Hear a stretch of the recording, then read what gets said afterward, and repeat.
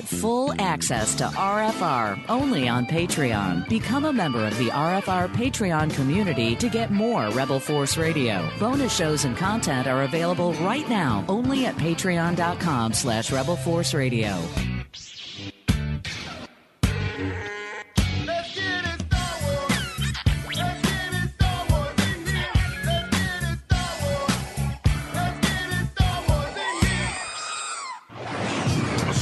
Rebel force has penetrated the shield and landed on Endor. This is where the fun begins. A long time ago, in a galaxy far, far away. This is Rebel Force Radio. Your source for the Force. Star Wars news and commentary. With Jason Swank and Jimmy Mack. I've seen Star Wars 500 times.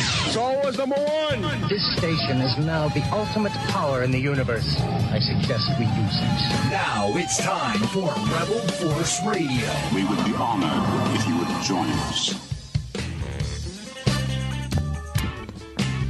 Well, I got to find out if Jabba's sail barge has landed in Chicago. The Katana, the big Hasbro crowdsourced project, maybe the biggest playset that has ever been created for 3 3/4-inch action figures, certainly in Star Wars. And I know that Jimmy Mack was on the list. And I know those suckers have been showing up. I've been watching reviews online and anxious to find out if we've got a reveal coming up soon. But we've got an amazing show for you here. Rebel Force Radio, this week's show, Friday, March 22nd, 2019. Incredible lineup, including, backed by popular demand, our Jedi Yogi, John Marcoux. Now, we've heard him sound off about The Last Jedi as well as Solo, a Star Wars story. But we've got him back here to talk about probably one of the biggest open-ended questions in all of Star Wars canon, and that is the Mortis Trilogy from Season 3 of the Clone Wars. Those 3 episodes, we're going to revisit those with John Marcoux, and it's a conversation you do not want to miss. Also coming up, Mark Hamill making an appearance on Jimmy Kimmel. We've got some highlights from that, and so much more. But first, let's turn it over to my good friend and yours from Chicago, at the helm of Jabba's sail barge, Jimmy Mack. Hey, Jason. Hey, Star Wars fans. We gave you the Jabba sail barge update last week, but I think what you're specifically thinking about, Jason, is the YouTube video that shows the incredible display of Jabba's sail barge. That's what I'm waiting in the Star Wars room.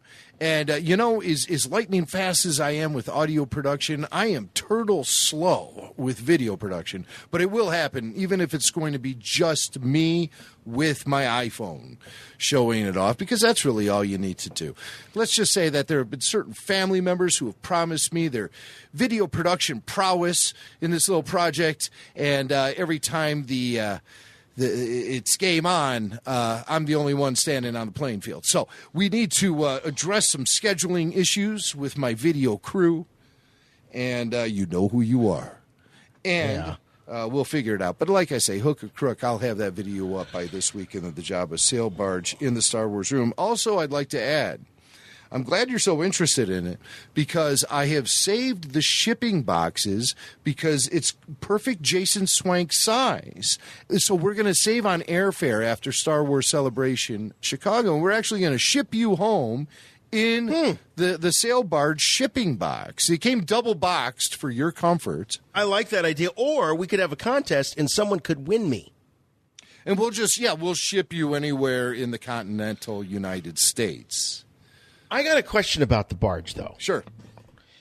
So it comes with a Jabba, right? A Jabba action figure, if you can really call a Jabba action figure an action figure. He's a beast. Yeah.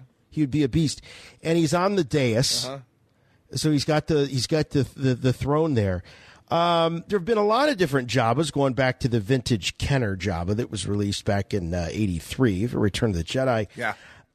how does this one? And I know you have several in the Star Wars room. How does this one? I'm really curious about this one because the reviews that I've seen, I saw one review where some guy got a Jabba with 2 left arms. Whoops. Yeah. Wow. So I was just kind of curious how your Jabba turned out, and scale wise, how does he fit in there? Oh, it looks fantastic in the display. And is it the definitive Jabba the Hutt action figure? No, I think that happened a few years ago. There was a great Jabba that came out. I think it might have been a Walmart exclusive. And I want to say it came out around 2010, 2012. Yep, I know which one you're talking about. And it's I just passed up on it. Yeah, it's a really, really excellent. It even has pillows. With the pillows and everything, and the throne and everything. It's fantastic, and it makes a great display. And it's really been, in my impression, the best one of them all. I am also fond of the 1999 Jabba Glob that came out. Yes, I am too. As far as sculpt goes, that is a damn good Jabba likeness. For the longest time, that to me was the best. And it wasn't even considered an action figure. It was more of a gimmicky thing where you would take that like Nickelodeon slime and dump it into the Jabba. And the Jabba was made of this like flexible rubbery material, and you'd squeeze the Jabba and then like the slime would ooze out of his mouth and stuff. And, I never did that. I never filled him up. You never did it. No. You didn't do that. You didn't do that. No, I did it. You missed out.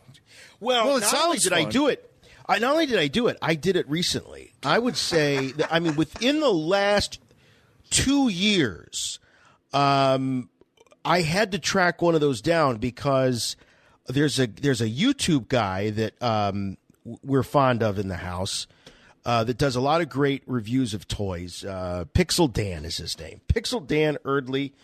And so every year around Halloween, he does a series of slime toys. And he'll do some new stuff and vintage stuff. And my son Parker loves slime toys. And he saw Pixel Dan doing a review of Jabba Glob. And I knew I had this somewhere in my collection. And I went and I was looking through everything because I bought one of those for Phantom Menace, and I never took it out of the package. So I opened this thing up, and of course I knew, because it was almost 20 years old, that the slime was just not going to, it was going to be hard. It was going to be no slime. So then the quest came, we got to find the right slime. It's got to be the right Jabba slime. And so we had the Jabba Glob, got some third-party slime. This wasn't official Jabba like slime. Black market slime? Yeah, well, the stuff that you get at like the 5 and Dime or the dollar store or whatever. And we got some of that. But, we had a lot of fun. In fact, I got some. What decade are you living in there, Charlie Brown? Who are you? You're like Spanky from the Little Rascals, all of a sudden co-hosting me. Hey, Alfalfa, let's go over to the 5 and Dime and get us a sarsaparilla. Okay. All right, go on with your Glob story. Come on. I was raised by old people. I was raised by my grandparents, the World War II generation, for God's sake. Would you like some penny candy? Penny candy? Okay. I want the real stuff. Anyway, all right, the dollar store, whatever you would. You don't have a 5 and Dime? Yeah, we call it Five Below. Five Below. We don't call it 5 and Dime. Whatever. We got the slime from Woolworths, and we. All right, go on. I'm sorry. And we filled up the Jabba head with the slime and the frogs, because remember it came with those little plastic frogs. Oh. And that was a lot of fun. I've got video of this. And never, you know what? That is RFR YouTube channel. Oh, please. Stuff. I've got video of Parker doing this for the first time. Oh, please. Send it to me. The Jabba Glob. I will send it to you. I will. I've got it right here. I'm looking at it on my phone. I've been very active with the YouTube lately, and I want to put more video up there. Our Puppet Lando video of live in the studio. The reveal of Puppet Lando with Billy Mack, that thing's been pretty popular on YouTube. And so I'd like to put up some more videos. People have been asking us for more video. Yeah. Do a video podcast. I don't know if I can. I'm old school radio guy. You're the 5 and Dime. I'm the old Zenith that you have to wait to warm up with the tubes. And smack it on the side. It makes hit the vertical hold. Yeah, it makes that dusty smell as the tubes are warming up. Yeah, that's me. So who am I to be pointing the finger at you for the five a dime? I'm the radio guy. But you know what? Radio is the most resilient medium, I think. How many times have people said radio is going to die? It never dies. And it lives on here at Rebel Force Radio. Television was going to destroy radio. And then cable television was going to destroy radio. And then satellite radio was going to destroy radio. Then HD radio was going to destroy radio. Oh, remember that. Yeah, you remember that was like a blip on the radar. HD radio. Yeah. That was good. And then, of course, streaming and podcasts and all of that. And the fact is that radio is still there. And you know why? Because it's free. And nothing's going to beat free. That's why radio is still around. And it's ubiquitous. It's everywhere. And those of us that live in larger areas where we've got Wi-Fi just dripping everywhere don't realize that there are portions of not just our country, but the world that don't have that. But you know what they have? They got radio waves and they've got radios. And it still is a very, very powerful medium. The other thing is, can you imagine staring at us for 2 hours on YouTube? Yeah. Who wants to do that? That's a long time. No I one couldn't even wants get my to do mom that. to do that. Yeah, right? Yeah, of course not. But we could put a Jabba Glob video at youtube.com/Rebel Force Radio. And I want to see that. Will you send that to me? And I'm going to put that I'm looking. I'm going to send it to you right That's going to be a big hit. That's going to be a big we'll be trending, man. We will be definitely tops of the pops. Your source for the Force. Spring break! Yeah! Well, when are we going to get rowdy? You know, we're kind of like the Kennedys. It doesn't matter how old we get. We still celebrate spring break. We go to the beach or wherever our travels take us, and Rebel Force Radio, no exception to that tradition. And, Jim, I think your kids are off. My kids are off, so we're not going to be doing a regular Rebel Force Radio next week. No, we're on the beach. Jason has registered himself in at least 3 or 4 different wet T-shirt contests. Yeah. As a participant, not a judge. Right. And I can't wait. I just can't wait. My man cleavage is going to be all out there. Woo! So I got the deep V-neck for this. But listen, I am keeping the door open. Should any big news break, then you can count on us to at least jump in and provide some sort of update. I mean, it has to be big, though. We're not talking about like, some comic book was announced or something. A title release, a surprise teaser trailer. I don't think anything's going to happen. I think we are in the desert until Star Wars Celebration in April. And then that, of course, is when people want to get their money's worth. They're going to get their money's worth. And that's when you're going to get the title reveal. You're going to get so if there's a surprise cast announcement for Episode 9, that'll happen. Trailer, for sure. We'll get a trailer. Will it be the first full trailer? Skip the teaser. Just go for the first full trailer. I think that's a reality.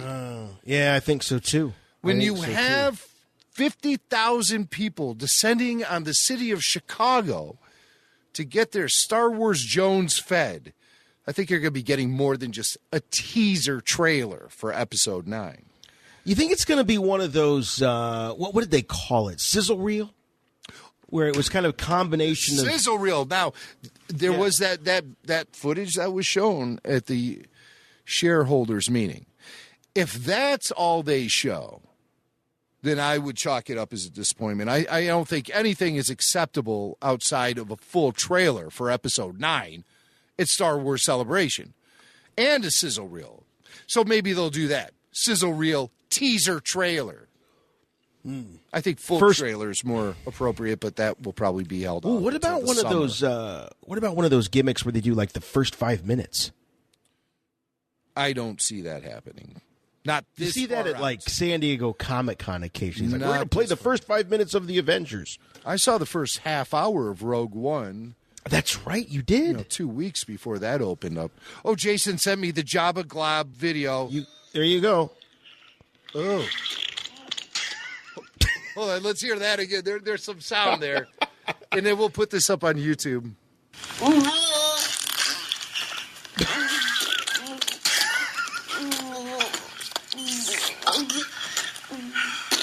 Oh, this never gets old. Oh, God, disgusting. You've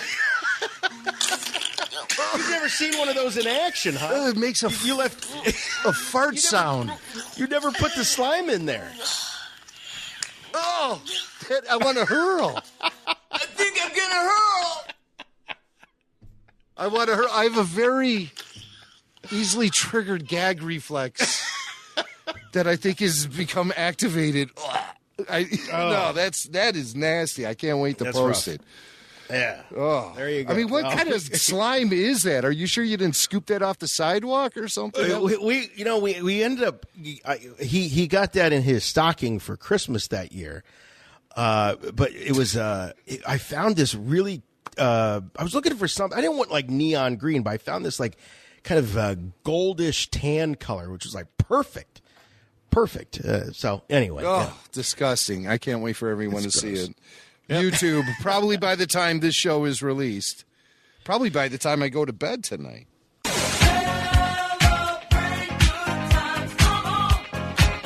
Star Wars Celebration.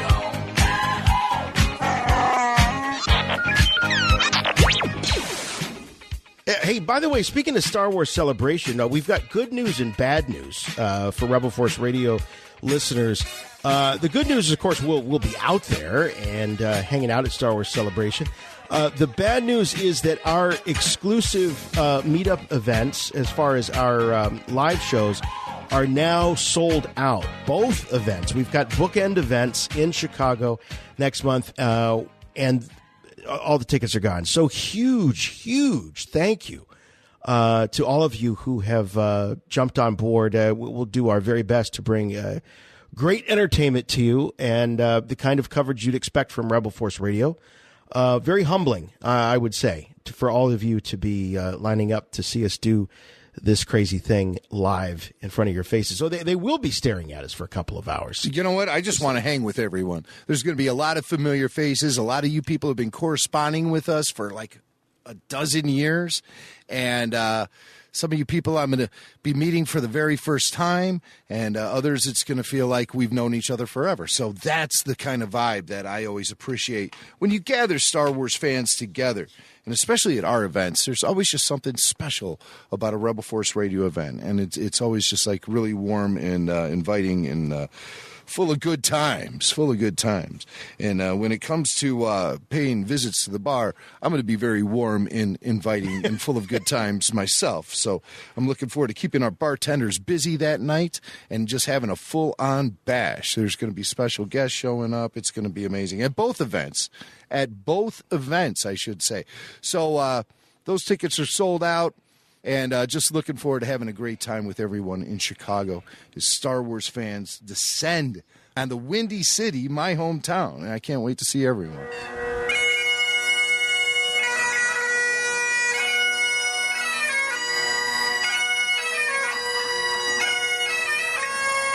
All right, yes, the bagpipes are playing here for Star Wars. Now, last week we talked about, of course, it was St. Patrick's Day week.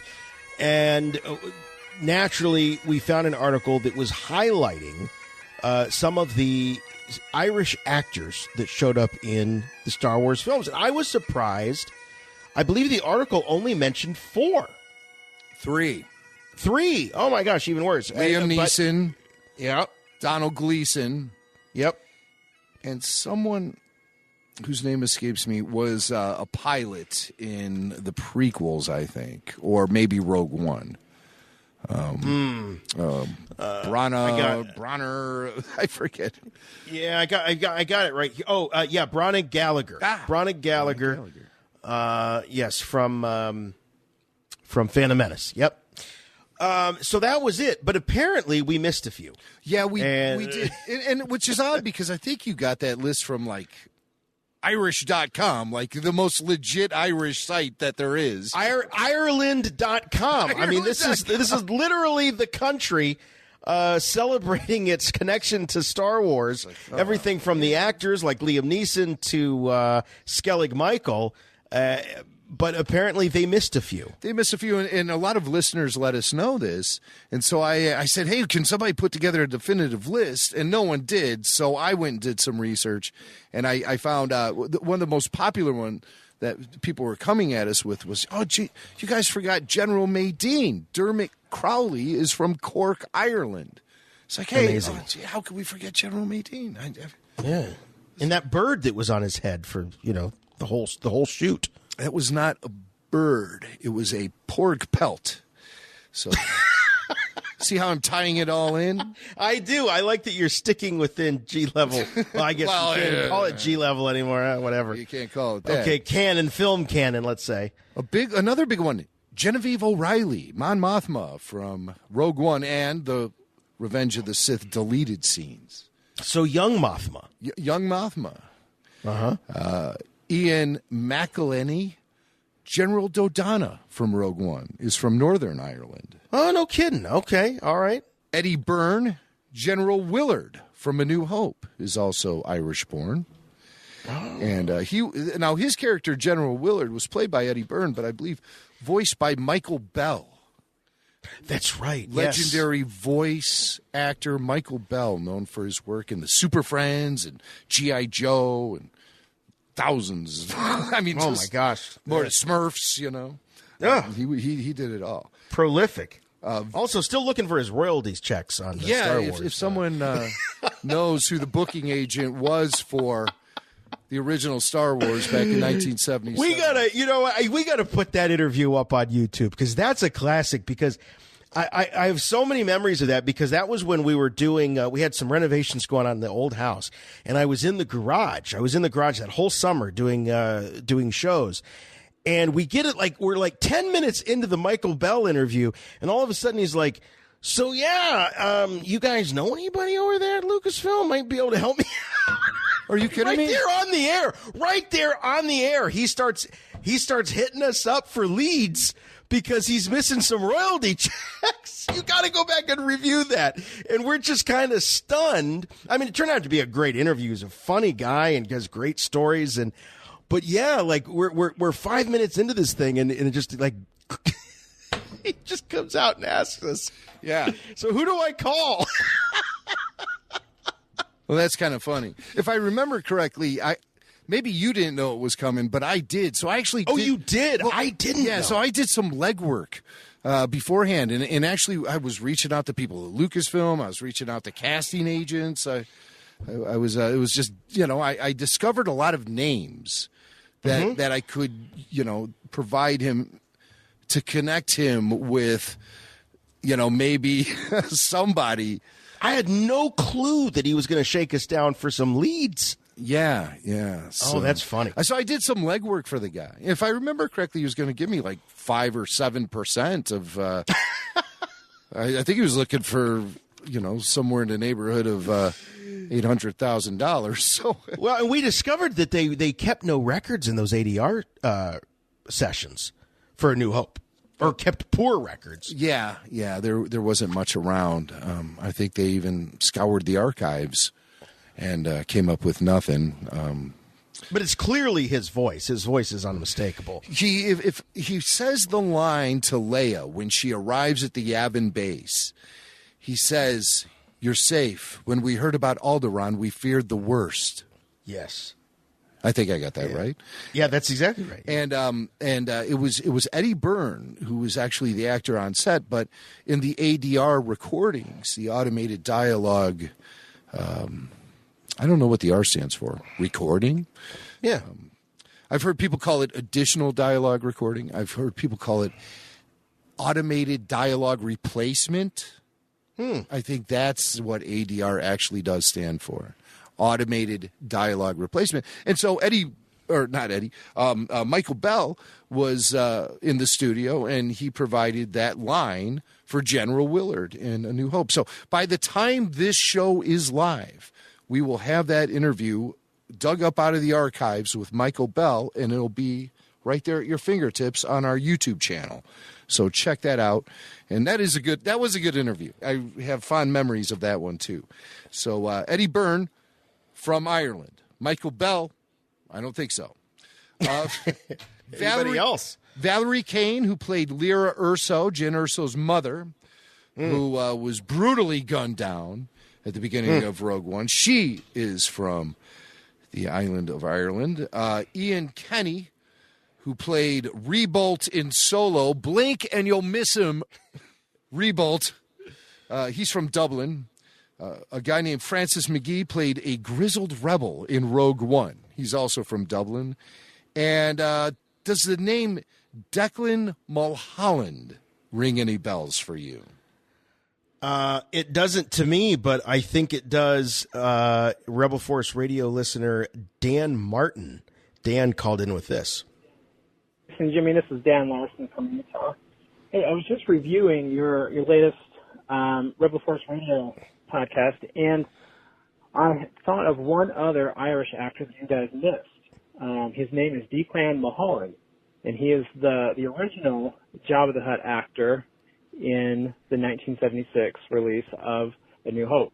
Now, he was replaced with the 97 CGI, but his actions that you have seen in all of the different makings of are still present in the current film. So I don't think we can discount his contribution to the film. But anyway, I thought I'd just throw that out there.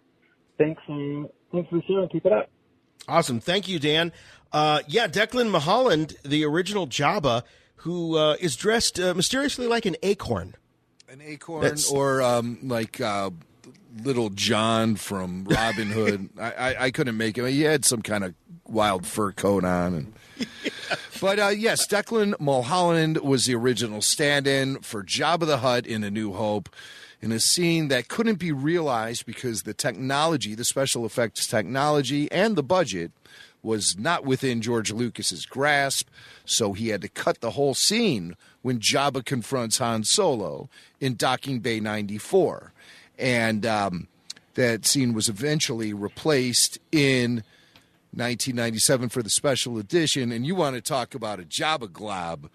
I don't know what that was on screen, but that sure wasn't Jabba. Thank God they fixed it in subsequent releases. But they were doing a lot of high fives and patting themselves on the back for putting old Jabba in there. And I thought the coolest part was when Harrison Ford stepped over his tail. I love that part. Just because Han Solo is cooler even in the hands of ILM. Solo! Come out of there, Solo!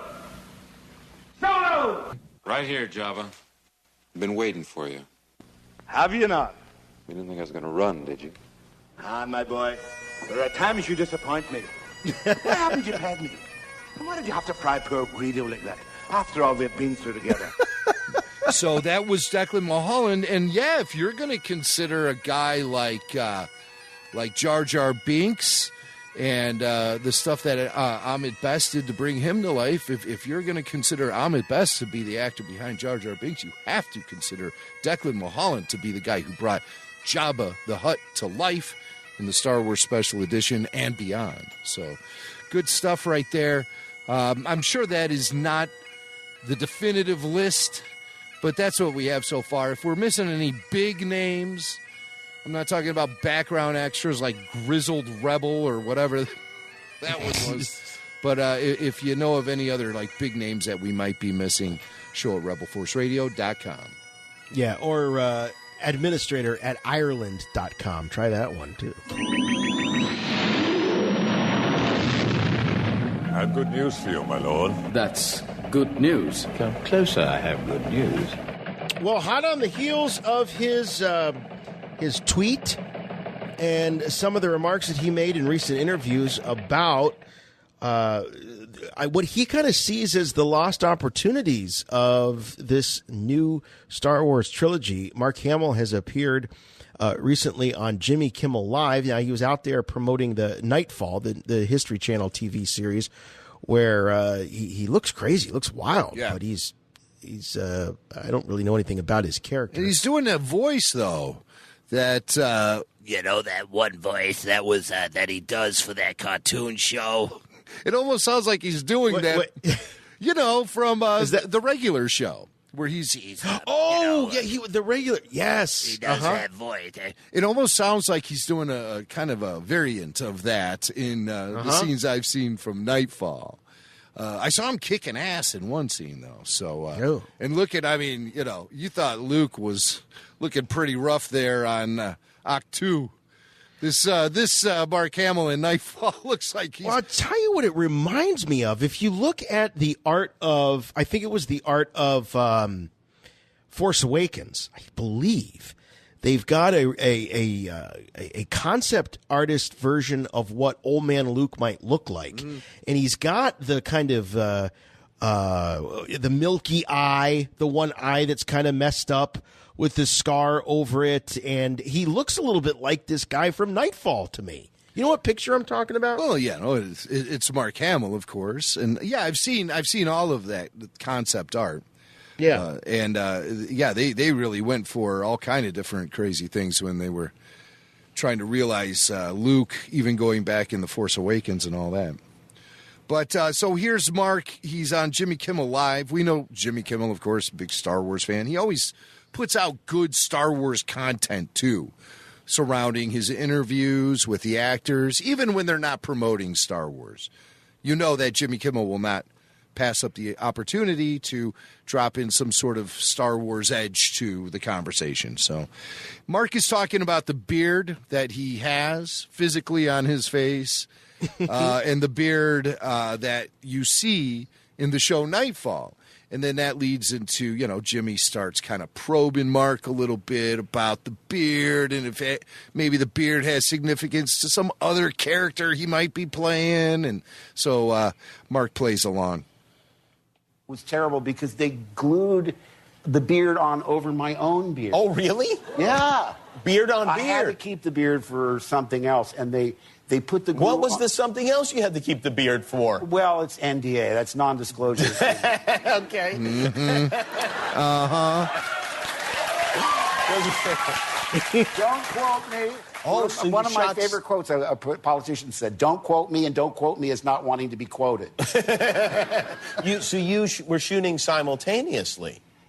Possibly. And we know then maybe that Luke Skywalker has a beard still and has a body still in the next movie. Which movie? This is a which movie? Well, Mark is he's slipping into. It's possible. Hamill. Yeah. So yeah, he's definitely slipping into that right now. So Jimmy brings up a tweet.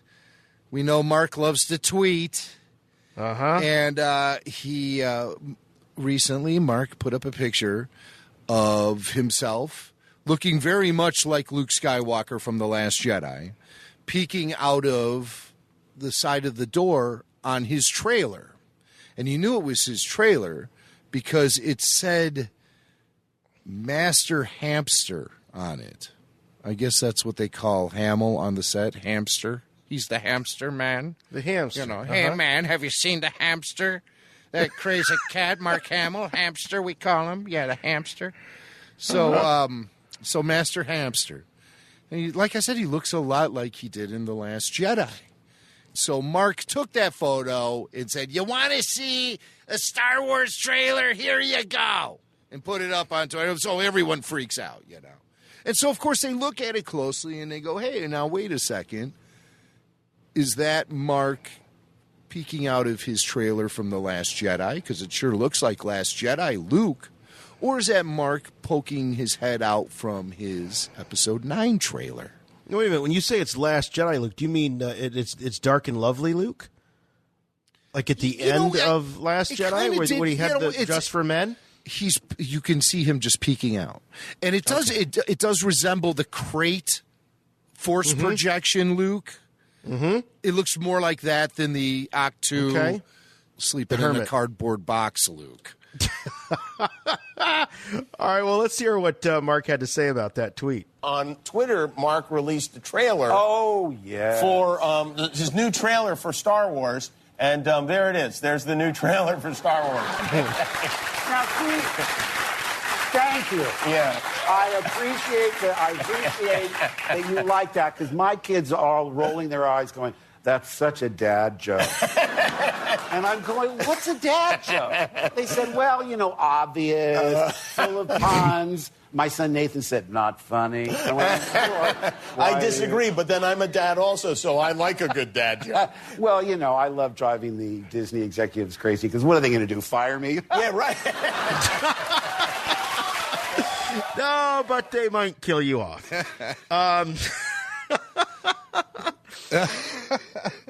So, but yeah, to me, that's the big mystery, though, is that picture he released on Twitter. Was that taken circa Last Jedi production, or was that taken circa Episode 9 production? And if it was taken circa Episode 9 production, is that our first glimpse of Episode 9 Luke? It could be.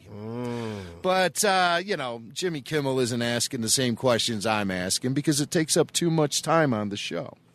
So, and they need to get to their commercial sponsors. That's right. So, let's just leave it to the professionals.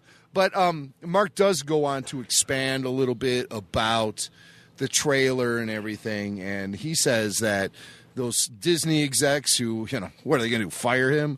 They do want him to shut up right now because it's in that sort of weird period of time when the marketing push hasn't officially begun. And he's not out there promoting Episode 9. So he's kind of a loose cannon, I believe, is what Mark is trying to tell us here. I'm in that really calming lull between the time after you make the movie and before it comes out. They don't want you to say anything. Right, yeah. And I'm good at that. Mm-hmm.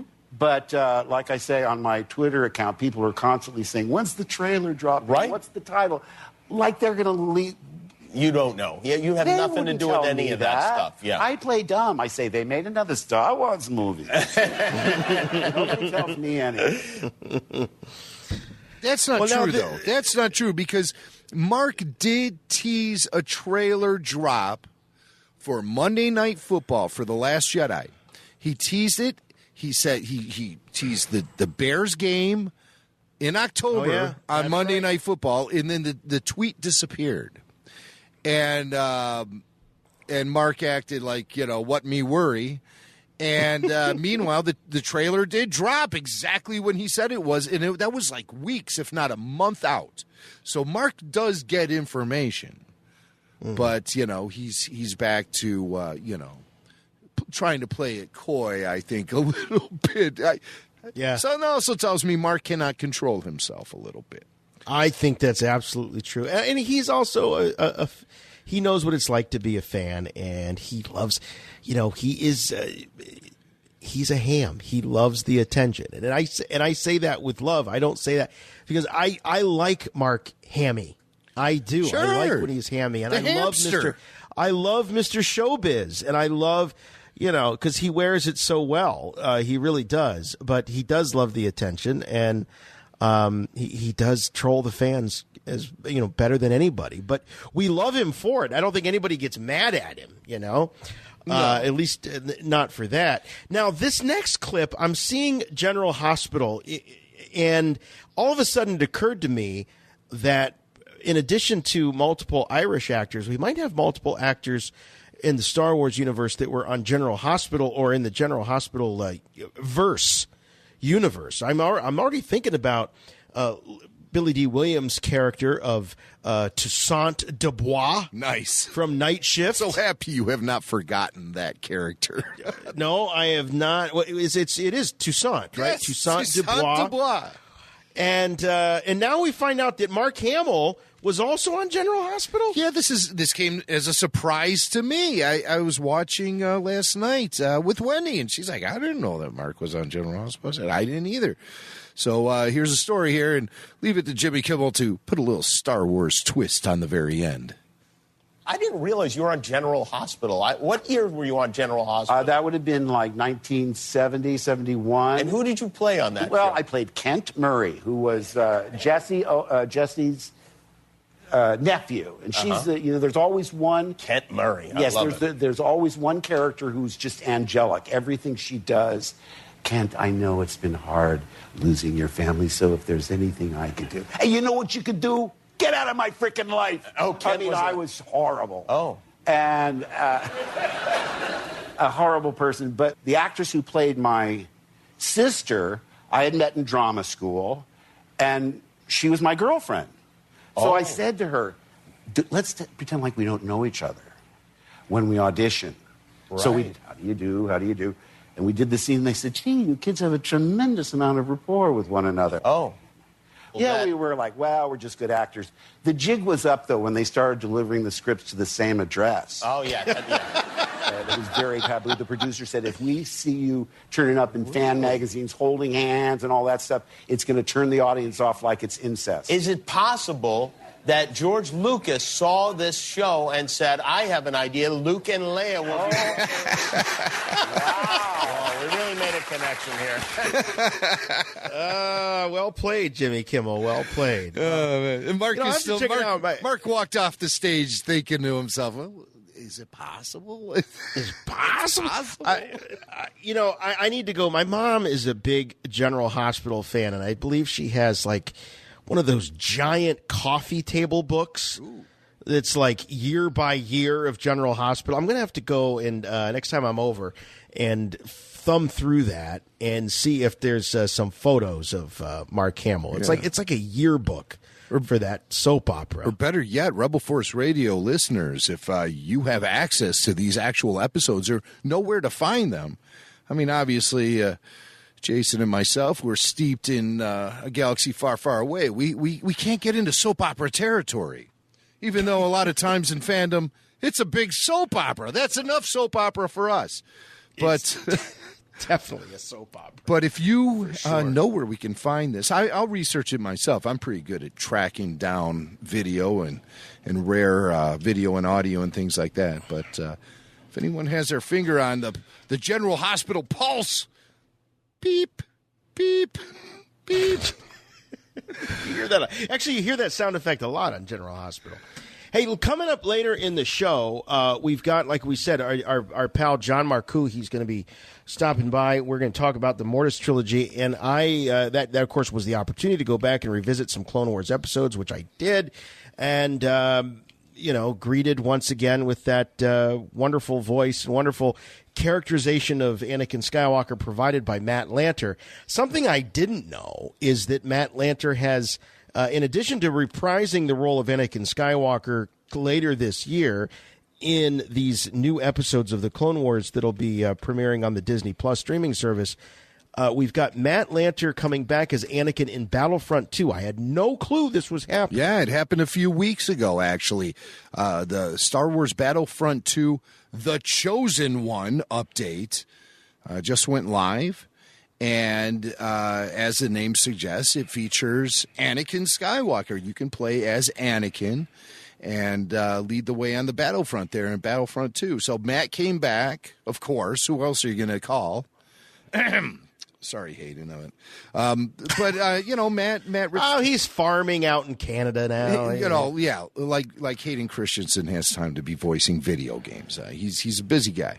So Matt Lanter's there. He is our Anakin, Anakin from the Clone Wars, and He's voicing the character once again, this time in Battlefront 2. But what I find interesting is that he's given this opportunity to recreate a very famous Anakin Skywalker line from Episode 2, a very famous Hayden Christensen Anakin Skywalker line. Very famous, well-known, and notorious at the same time. Oh. I can't wait. So we got the clip. You don't know what it is, do you? I don't know what it is. Okay. I did not listen to this. I have the clip from Battlefront 2. This is from actual gameplay of Battlefront 2. You're going to be hearing, first you'll hear D. Bradley Baker as one of the clones, and then you'll hear Matt deliver that famous Anakin Skywalker line. Only another minute or so. I don't like sand. It's coarse and rough and irritating, and it gets everywhere.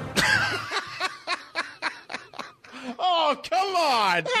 No, that did not happen. That is not real. That happened. That is not real. That is real. I didn't call Matt and Dee and said, let's play a little joke on Jason on the old podcast tonight.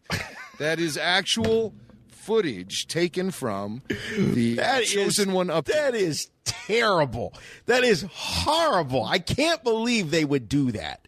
That's that's just way too... That's a parody in a video game. That's just terrible. But why would they waste poor Matt Lanter's talents on something that dumb? That is dumb. Maybe Matt just ad-libbed it, goofing around, and they said, hey, let's Matt, no, I don't believe that. No, I'm not laying that at the feet of at Matt. I mean, Matt, of course, I love the delivery. It's great. I would love it if that was something that was on Robot Chicken or Family Guy, but it shouldn't be in Battlefront 2, for the love of God. Let's hear it one more time. Another minute or so. I don't like sand. It's coarse and rough and irritating, and it gets everywhere. Tell you what, it's a hell of a lot more convincing than Hayden's. Wow. Rough. Gets everywhere. Well, that reminds me, Matt Lanter's a Northeast Ohio guy. Was didn't spend a ton of time in this area growing up, but he spent his youth, his young youth, I guess we could say, in Northeast Ohio, and then went off to Atlanta. But we'll claim him. We'll claim him, and he still has family in the area, in the Massillon, Ohio area. I believe his wife is from Akron, and all of that. And the first time I met him was there was promotion for Clone Wars season 1, of course, and it was just hot on the heels of the theatrical release of the movie, and so I had the opportunity to not just interview him, but actually go to his aunt's house and interview him there. I mean, talk about intimidating. I went there by myself. Couple microphones. A couple microphones, and all of a sudden, door swings. I knock on the door. It's his beautiful home in Massillon, and I knock on the door, and he answered the door. I was like, my God, Anakin Skywalker, and that I guess that whole interview has been recently put up on our YouTube channel. Is that right? Matt Lanter at home with Anakin. We had to call it appropriately because Matt makes Jason feel right at home. Sure did. At the cousin's house there, and Matt's in town visiting family, and here comes old Jason pulling up in the driveway. A couple microphones and a recording device. You guys. Did you guys go up in a bedroom to record it too? I'm trying to remember where we were. We might have, but I mean, you're standing next to this, ridiculously handsome guy, TV star. He's doing Anakin Skywalker, and you're the nerd that shows up with a duffel bag full of recording gear. I mean, talk about intimidating. But I mean, anyone who's ever met Matt Lanter knows what a super awesome, wonderful guy he is. It's super, just incredibly down to earth and generous and all that. But I think we have a clip from that interview. Yeah, this actually kind of ties into what we were just talking about with that clip from Battlefront 2. It was a pretty interesting point that I felt tied in perfectly. Oh, and by the way, Jason, you're not some nerd. If I remember that story correctly, Matt reached out to us and said, hey, I'm coming out by you. Let's get together. Yeah. So it wasn't like, it was just really something as simple as that. It was, but you still feel like a dork showing up. And, I did. And then another memory I have from that is you had been driving around with the hands free in the car, and it was kind of a new experience for you. That technology, it was pretty new at the time, and you got a call from Matt, and he was checking in with you to make sure you had the directions or whatever. I don't know. And when you picked up the phone, he said, "Jason, it's Anakin." And you said the sound of it coming through the car speakers is like a comlink or something. And that's exactly what it sounded like. As if he would have said, "Hey, it's Matt Lanter," I would have been like, "Who?" So, that's also how humble the guy is. He's like, oh, man, he's not going to know, who I am. I'm going to have to tell him my character name. So, he's like, Jason, it's Anakin. Well, we definitely know the name Matt Lanter now. He's had tremendous success on network TV. Timeless just wrapped up, and I think Matt's landed. I mean, he just goes from one show to another. Has he got something else? I think he does. I hope so. I think he does. So. I have to get an update on that, but I think I saw him talking about something new that he's got happening. It's just that because he's so well respected in the industry and such a really, like Jason said, a nice, down to earth guy. He and his wife Angela, she's awesome. They're both amazing people. So here's Matt. He's talking about the approach they take to voicing the character of Anakin in the Clone Wars and how they purposely try to avoid sounding too much like Hayden Christensen. So despite the fact he's delivering one of Hayden's most notorious lines of dialogue from Episode 2 in Battlefront 2, that might be the first time, believe it or not, that Matt Lanter is really legitimately channeling Hayden Christensen when it comes to acting as Anakin Skywalker. Matt has really made the character his own. Obviously, you've heard the movie, and you've heard the way that we're kind of doing Anakin. Right. And he's a little bit different than how Anakin was portrayed in the films. Right. So I think that they did not want to say Anakin because they didn't want to give anybody a preconceived notion of how to come in and play it. Right. They wanted to find something new. Okay. And so I think that's why they didn't say Anakin. Because you'd have ripped into your Hayden Christensen impression, right? And well, wind it up. You know, we're not really trying to do Hayden, and I think kind of, that's a preconceived kind of notion about the films is that they did something dark, and Hayden did a really great performance that was this, dark and brooding spiral to the dark side of the Force, and we wanted to really show Anakin as a true hero. He's the chosen one, right? And we kept hearing that he was this great warrior and this great pilot and the hero of the Republic, and we never really got to see it. Mm-hmm. So I think we're getting to see that now. Right. And, I guess they kind of wanted to go that direction with it. Yeah. Well, and if you remember the initial series, the Genndy Tartakovsky Clone Wars series, there was an actor, and I'm trying to remember his name, who played Anakin, and he was doing just a dead-on Hayden Christensen. His name was Matt Lucas. Matt Lucas. No relation. Right. No relation. Yeah, to George Lucas. I'm thinking Matt Lanter. I'm like, well, of course not. He's Matt also. But yeah, Matt Lucas. Matt Lucas. But he did it dead on. Just amazing Hayden Christensen in those little shorts. But that was not to be. And aren't we all glad for that? Because it really just gave the character much more depth and range than that sort of stilted, which I still believe was direction from George. I don't lay any of that or very much of that at the feet of Hayden Christensen. I think he was being coached. He's a very young actor at the time with not a ton of experience.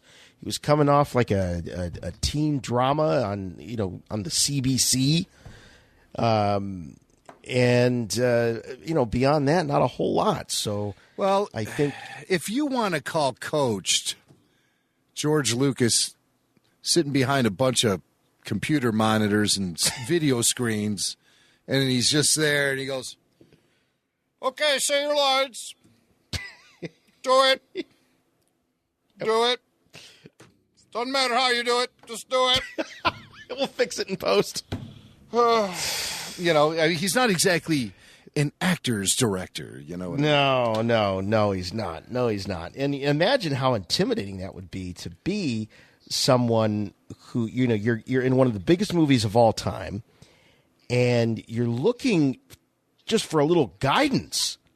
And whenever you hear about Hayden on the set, he grew very close to Ewan McGregor, also grew very close to Ian McDiarmid.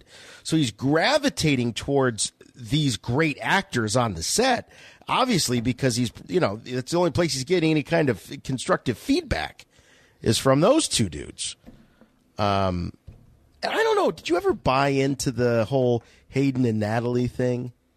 They kind of, do you remember those rumors? What, that they were something they were more an item than during episode 2, yeah. Well, there may have been some legitimacy to that, I think. Or is that old school Hollywood where they're like, yeah, we want to put, we want the teen magazines to think that they're, the new Bobby Darin and Sandra Dee. Interesting. I don't see Natalie Portman playing that game, quite honestly. She's got that new movie, though. Have you heard about this? Oh, that's my ringtone right now. Out of a, Okay. A tribute to Carrie. Should I pick it up? Yes. Should I pick it up? All right, you- I'm going to pick it up. All right. Hello? Nat! Yeah, we haven't talked in quite a while. Oh, you're going to do all the talking? No, I'm not saying anything.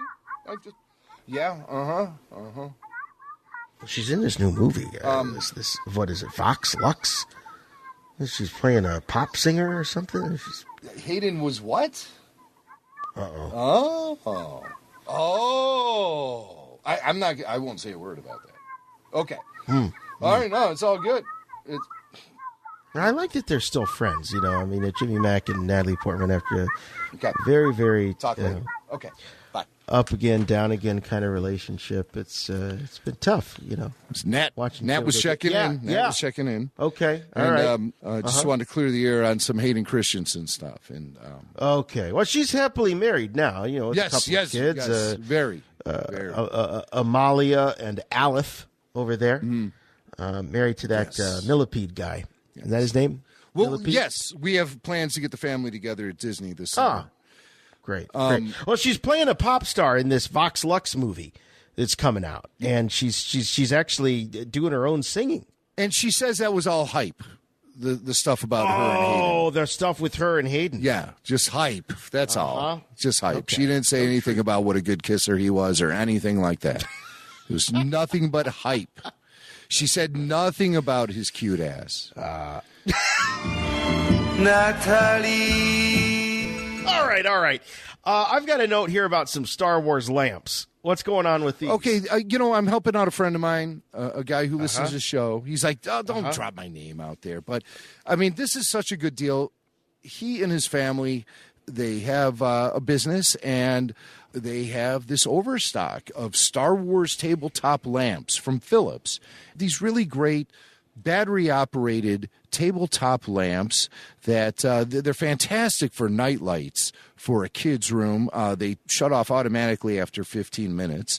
My friend Lisa was bragging on Facebook that she scored some of them, and they've been perfect for her to read at night. And, when it's time to stop reading is when the 15 minutes is up. Or you could just flip the switch again and you get another 15 minutes. It's that easy. Great battery-powered LED Star Wars lamps. You can get two different kinds. There's Darth Vader. There's Stormtrooper. Free shipping to the U.S. Less than $10 a piece.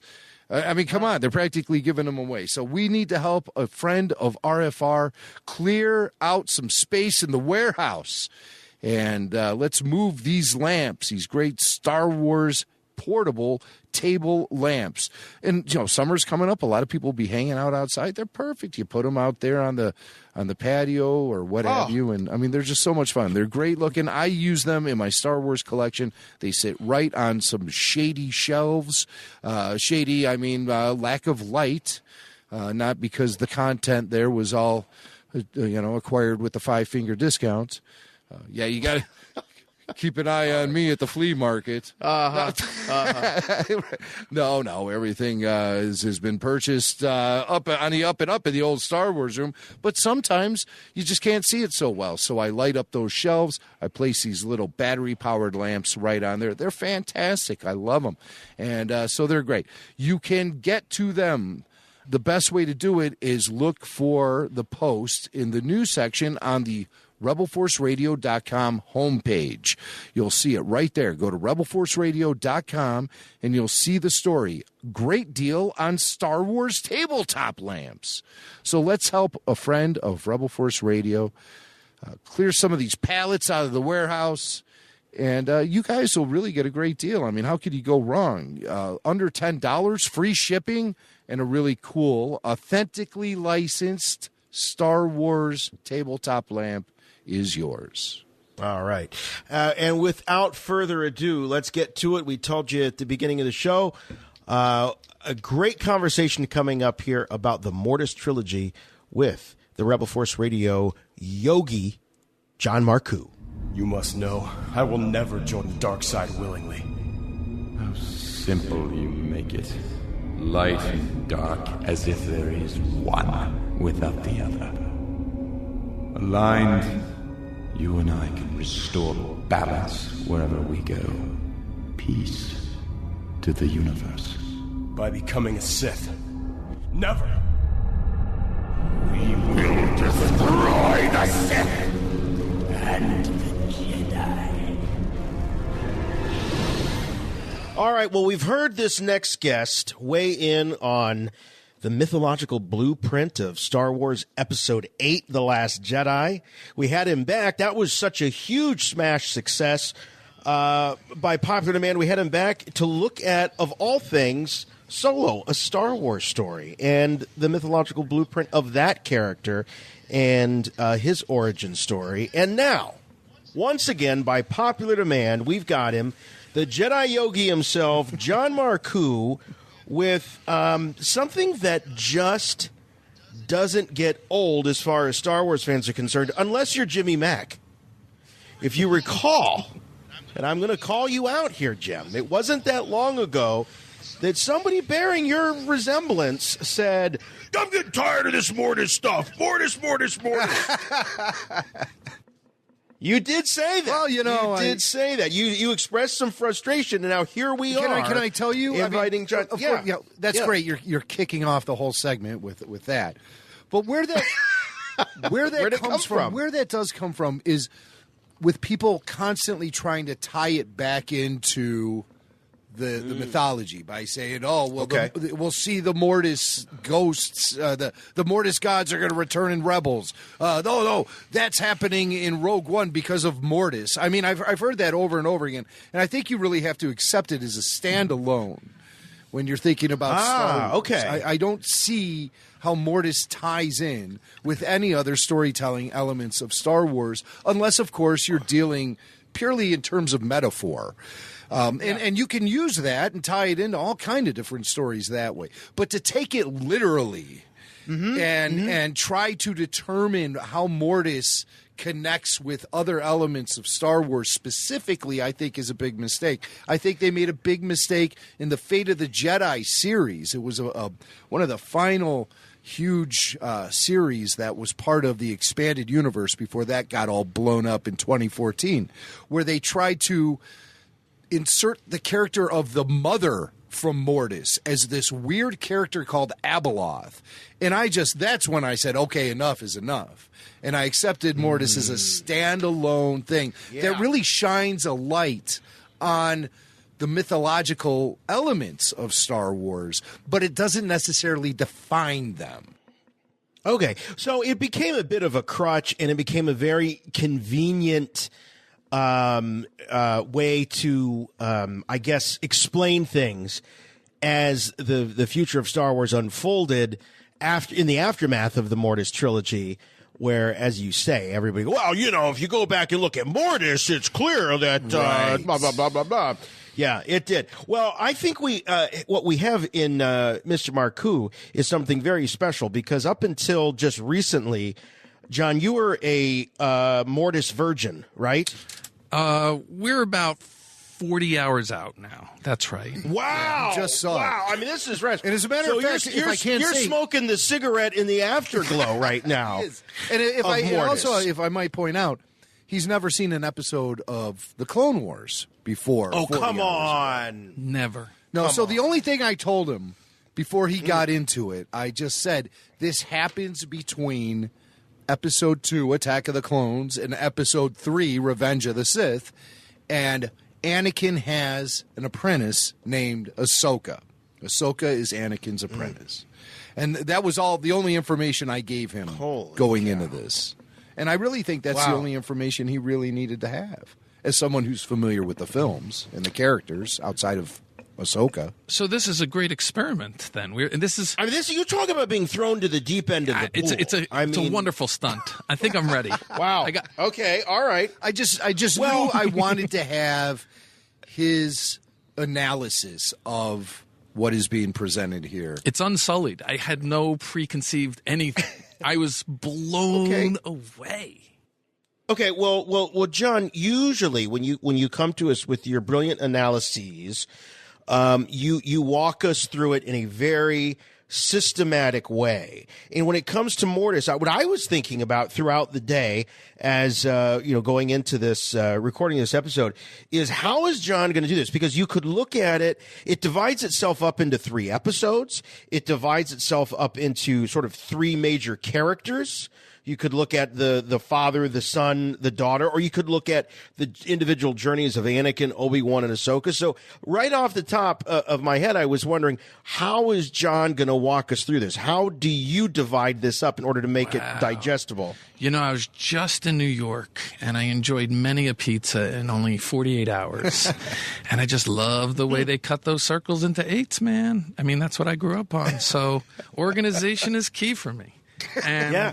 And that's when I was going through my thoughts over the past 40 hours, the latest iteration started to take some shape here. Now, if I had a week or so like I had for the last stuff, I'd probably be more organized. So you're getting me in a fairly raw state. The lawyer in me wants to reserve the right to come back here on some future episode and perhaps clarify. Well, that may happen. I mean, we certainly have spent a lot of time dissecting and analyzing these episodes, so it just seems never ending. Well, I would like to, if I may, jump in with just a few introductory concepts just to give us, the frame where we're playing here, I think, in the mythological space. And the first point is this is a trilogy, I believe. It's a series of 3 dramas that are closely related and develop a single theme. We're going to get to that. I also believe technically it qualifies as a heroic adventure. There is a departure into the unknown where there are trials and illuminations, and then a return from the unknown with heightened knowledge, heightened powers. So I believe this is a heroic adventure. They fly out to some unknown spot, answer a Jedi distress signal unused in 2,000 years, and in what may be a blink of an eye, go into a massive adventure and then return from it. And there's residual effects in that. And I think when I explain what I believe to be the mythological residual effects of this adventure, I don't think Jimmy Mack will change his opinion about standalone versus mythological, but there is one really overriding, powerful mythological takeaway here that I do think colors a lot of what follows. Oh, okay. Well, what a tease. What a tease. Now, you did mention there that it is true they have not received that Jedi distress signal in 2,000 years. I mean, it's real. Come on. So, 2,000 years? Much like the case of the Son of God visiting man, It's of that magnitude. That is correct. It's not like something that happens every 3 or 4 years. This is something that, a few millennia go by before you get graced with access to this realm known as Mortis. Mortis is not a planet, too, by the way. A lot of people make that common mistake. Oh, what is it? Mortis is a realm. It doesn't necessarily exist within real existence. It's a poorly mapped space. I mean, remember the medieval maps where you go past the known world and they had dragons in the water and things like that? That's what I sensed Mortis was. It just was an unmapped space. So it was a deep space signal. 2,000 years hadn't been used from a place that they didn't. The origin of it, not really familiar with. What's interesting though about when you look at the reality or the unreality of the structure or the place, they kind of go out of their way at the beginning, and Ahsoka's running everything through her scanners, and there's dialogue that says, well, this is real what we're looking at. I mean, she virtually says that this is a real place, and here's the here's the atmosphere, and it's suitable for us. And yeah, but there's also a magnificent amount of energy devoted to explaining how weird the place is, where they are. Well, that's true. Yes, and the first great mythological point to be made, I believe, is when you go that far out to this unknown space where things aren't working so well. The lights go off, the computer's dim. It even says at one point, even the life support is off. Like, you're out there. You're without a rope. You're like Free Solo, that movie, that guy climbing up the rock. Oh, yeah. And when you go out into that kind of space, that's where the truest, deepest wisdom comes. And it's best explained by a quote from a shaman of the Caribou Eskimos. His name was Igjugurjerk. Are you sure he wasn't Easy for you to say. A Cantina patron from the original film? Could be. You got Greedo over there. You I'd got spell it. Jerk over there. I'll spell it for whoever wants it. Igjugarjuk. Okay. That's what it spells. And he said, the only true wisdom lives far from mankind, out in the great loneliness, and can be reached only through suffering. So he's an optimist. True. So in this sense, being so remote and so far out, it represents something big, wisdom, something big. This is a Moby Dick chase kind of thing. This is big, big fish. Now, what do you make of the fact that the Jedi were at the coordinates they were supposed to be in space, and the Republic cruiser was at the same coordinates, but they couldn't see each other? There was no sign of each other. What do you make of that? I think that explains just how far out there it was, where the normal laws of physics and electronics and communications are all just fraying at their ends. No, I don't know. I think what you're dealing with is some sort of I don't think it has anything necessarily to do with the place they were, the physical space they were in.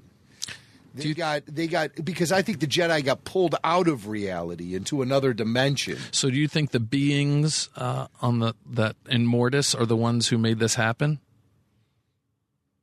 Well, I mean, are they actually beings, or do they represent something else?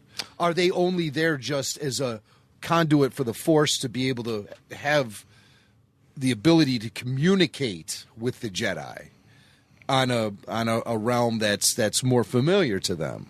Has the Force taken up the embodiment of these, the father, son, and daughter? Wow. Are they real people, or is that some sort of physical manifestation of the Force being used to communicate and potentially teach? Well, we know from episode 1 that this place is unlike any other, a conduit through which the force of the entire universe flows. That's a quote. What's his name? Master Qui-Gon. Qui-Gon. He comes as the Jedi Spirit. He's the one that says it. He's the one that explains that. Right. And so... Yeah, he also says it's a magnet and an amplifier. Whoa. So it draws energy and also then amplifies the energy, pushes the energy out. Wow. So in a spot like that, anything could happen. And it could be magnet. Yeah. It could be pulling in energy from elsewhere that's making this happen. Yeah. Well, the whole idea of drawing the energy from another person or the Force is all throughout this. It's revealed that the children are getting their energy from the father. The daughter, in one of her final acts, gives her energy to Ahsoka. The planet or the realm itself is drawing energy and giving energy. So this whole idea of this exchange of energy of the Force is all throughout all three of these episodes. And that is quintessentially Eastern thought. They tend to think, in the various traditions, of the human as layers, like a Russian nesting doll. And we're at our heaviest and thickest on the outside, our physical bodies. And as we peel back the layers, we get lighter and lighter and lighter. And we go into the breath energy that vitalizes, animates the body. Then we go into the thoughts and emotions. That could be a fiery place. And then we go down into the bliss space that's always glowing. And then you clear into there, and it's just pure light. It's the same light in all of us. Everybody has that same light. Just like our homes are filled with all different light bulbs, but the electricity that lights them is the same throughout. Right. And so you're dealing in a place where if you're going to go over and check the scale on the Eastern traditions, you're talking, again, about an incredibly a heroic adventure of superlative magnitude. You're getting into that like deep, really close to the light adventure. Well, we were talking a little bit before about the why. Why were they drawn? Who was doing it? And if we just look at the linear story, you've got the old man, the father, who's growing old, tired, and he knows that his time is short, and he needs a replacement. He needs someone or something that can step into his place and be this balance, be this thing that can control the light and the dark. And so one could assume, just taking that again at face value, that he's the one that got word of Anakin Skywalker's existence. He has pulled Anakin there. Ahsoka and Obi-Wan are just kind of collateral damage. Really, he wants Anakin there to take him through the tests to see if he is a worthy replacement. And, this is all within the context of this idea of the chosen one and balance of the Force, which is still debated. There are still people who debate about whether or not Anakin was the chosen one or was it Luke. I know it's pretty definitive for a lot of people out there, so don't yell at me. I'm just a messenger. But we still get emails and voicemails from people that aren't convinced it was Anakin. And the same with what balance is. Is balance the eradication of the dark or the eradication of the light? Or is it truly a balance between the two, coexistence of the two? So, John, at face value, this seems pretty feasible. The guy wants to retire, wants to go to Del Boca Vista down in Florida, and he needs somebody to watch the kids and mind the store. But there's something deeper to this, right? Yes.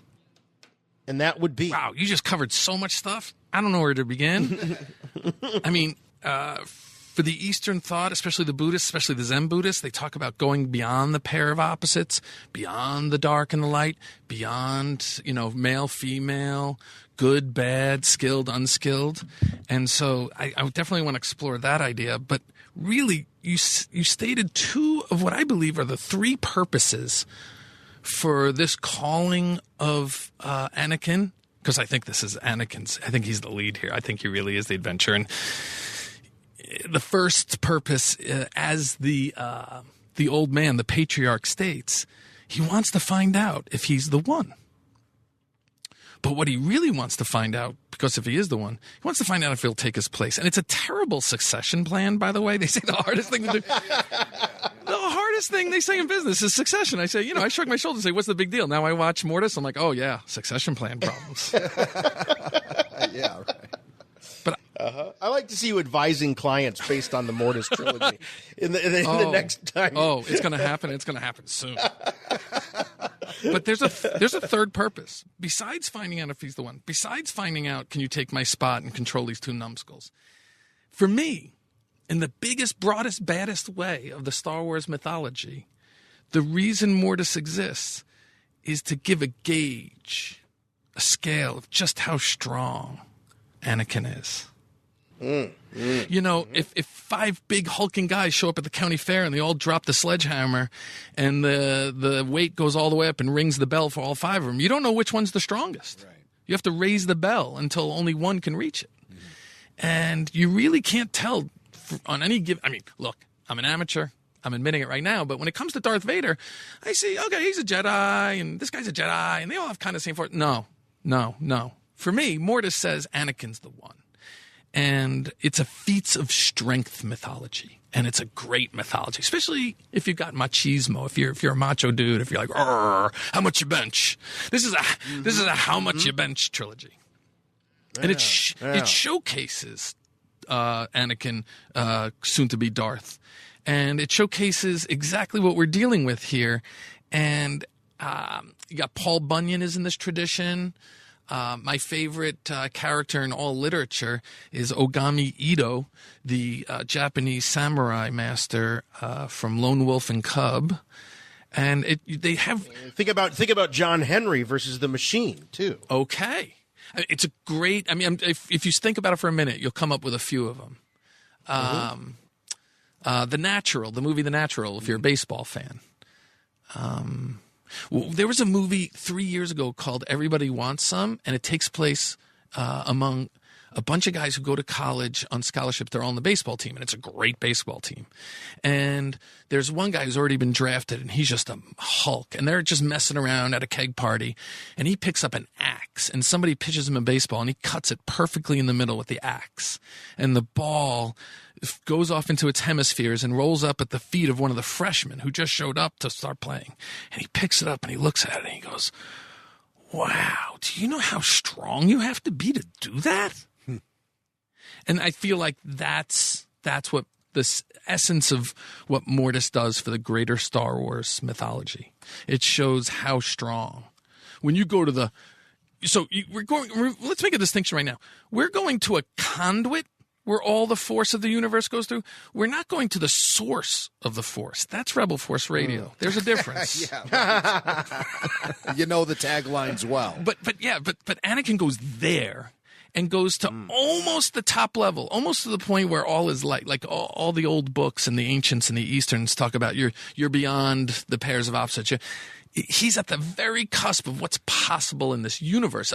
You have to be ineffable. You can't even describe where he's going one step further. This is the last of the Russian nesting dolls. He's deep, deep, deep in the mythological adventure, and he shows what he's got. Yeah. So the first episode. By the way, these originally aired in 2011, January 29th, 28th, February 4th, and then February 11th. I thought for sure that a couple of them were back to back, but no, we had to wait a week in between each one. So the first episode.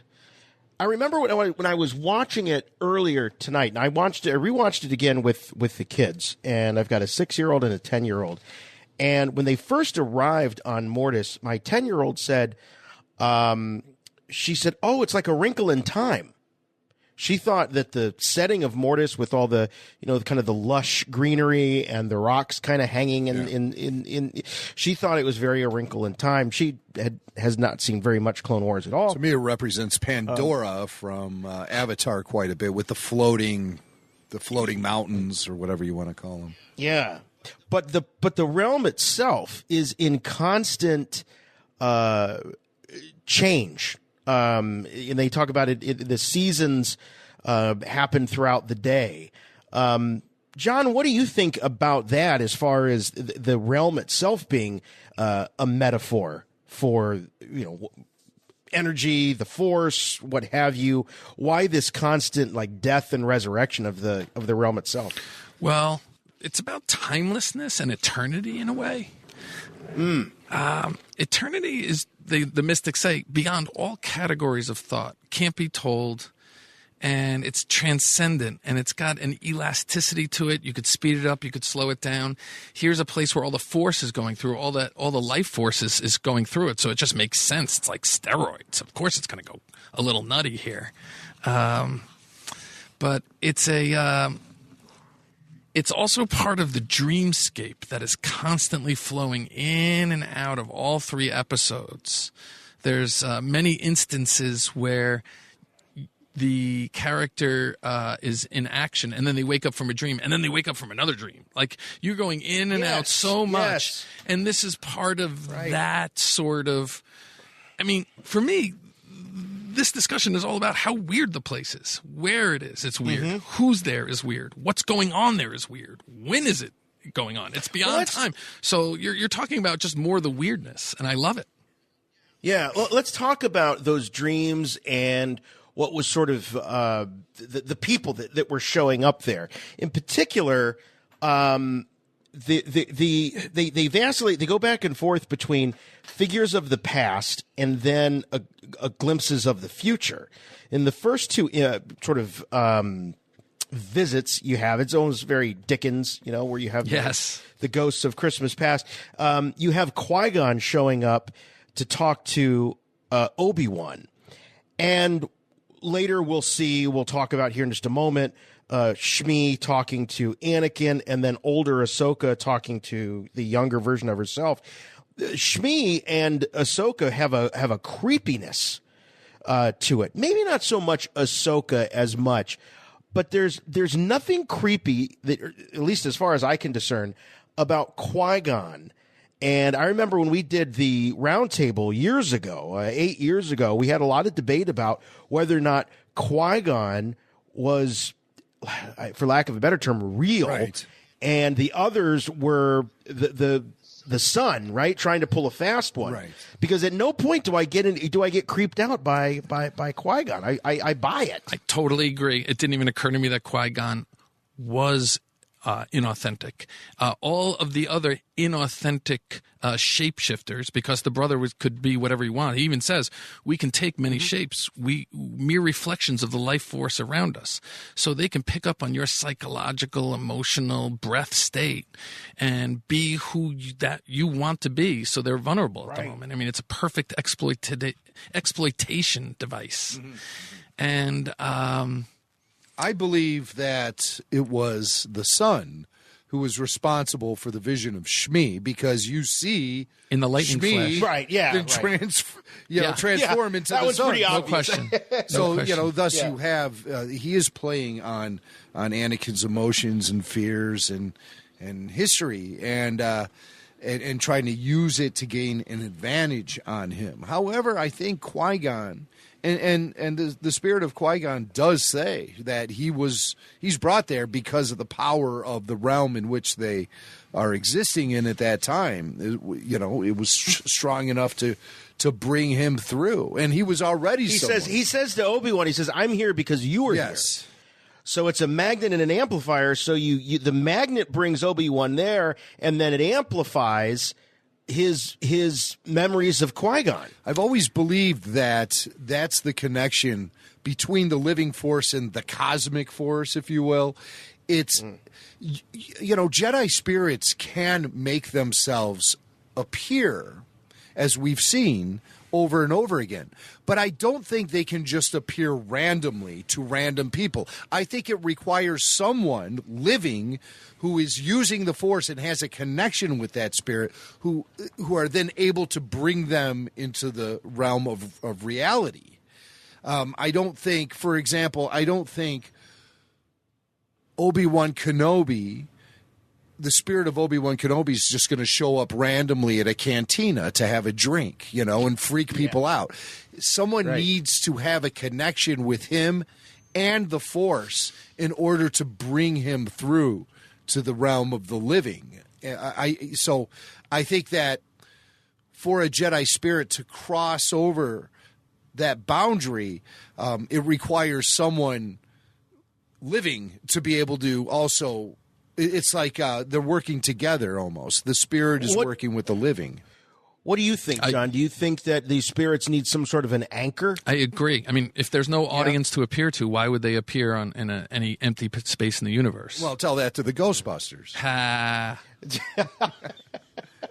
I mean, let's face it. That librarian was just kind of reorganizing the books a little bit there. Okay, well, I mean, see, there you have work to do. You do have. I mean, there's the anchor right there. It's the old haunted house thing. Well, you're right, but there's still an anchor, right? Yeah. I think Qui-Gon was everything he said turned out to be useful and legitimate and didn't turn around. I mean, it was just obvious. And I'm sure they used some probably some animation techniques to make one feel more menacing than the other, besides just the flash of lightning where you saw the true demon there. Right. None of that is. None of that's done by mistake. These guys were really deliberate when they were creating this stuff. And so you have Qui-Gon there. What do you make of Ahsoka having an encounter with her future self? Was that a vision of the Force? Was that the realm of Mortis playing a trick with her? Was that the son or daughter or father playing a trick with her? I believe that the son was making it all, or orchestrating it all. Everything in his schemes and stratagems were for seducing Anakin to join him. And to do that, he had to seduce or limit his friends around him. Well, okay. So limit his friends around him. Because it appears that apparition or vision of an older Ahsoka was there to warn Ahsoka to stay away from Anakin. Well, she awakens from it and says, "I think Anakin's in trouble." So that's her interpretation of it for sure. Yeah, so she kind of gets a sense of the ruse there, that rather than take the bait and run from Anakin, she wakes up, like you say, and realizes, okay, what I'm taking from this is that Anakin's in trouble. However, here's something that makes, and I love when this happens, because we did not have the benefit of having seen Rebels when we initially saw Mortis. And John, earlier you were talking about what one of the differences between what Shmi, the apparition of Shmi versus Qui-Gon, is that everything that Qui-Gon says is true and has a sense of virtue about it. And you could say the same thing for Ahsoka. And the reason I stumbled on the creepiness of Ahsoka is because when I watched it 8 years ago, I did find it creepy. But now I looked at the episode and I'm like, oh, that's Ahsoka from Rebels. And so it was much more familiar to me. And I think there were vast physical difference between. Well, but wait a minute. Hold on. They didn't have the character designs of Rebels by this time. But clearly that is grown-up adult Ahsoka, a la, the Fulcrum, that's that version of the character. There's no question in my mind. Really? Because I see a lot of differences. Between the two, but that's just picking nits. I don't think Ahsoka in Rebels had those huge head tails that. Well, again, you're talking about how many years worth differences in terms of the character designs. But the reason I say this is because there is discussion in fandom about what was the effect of the daughter giving her life energy to Ahsoka.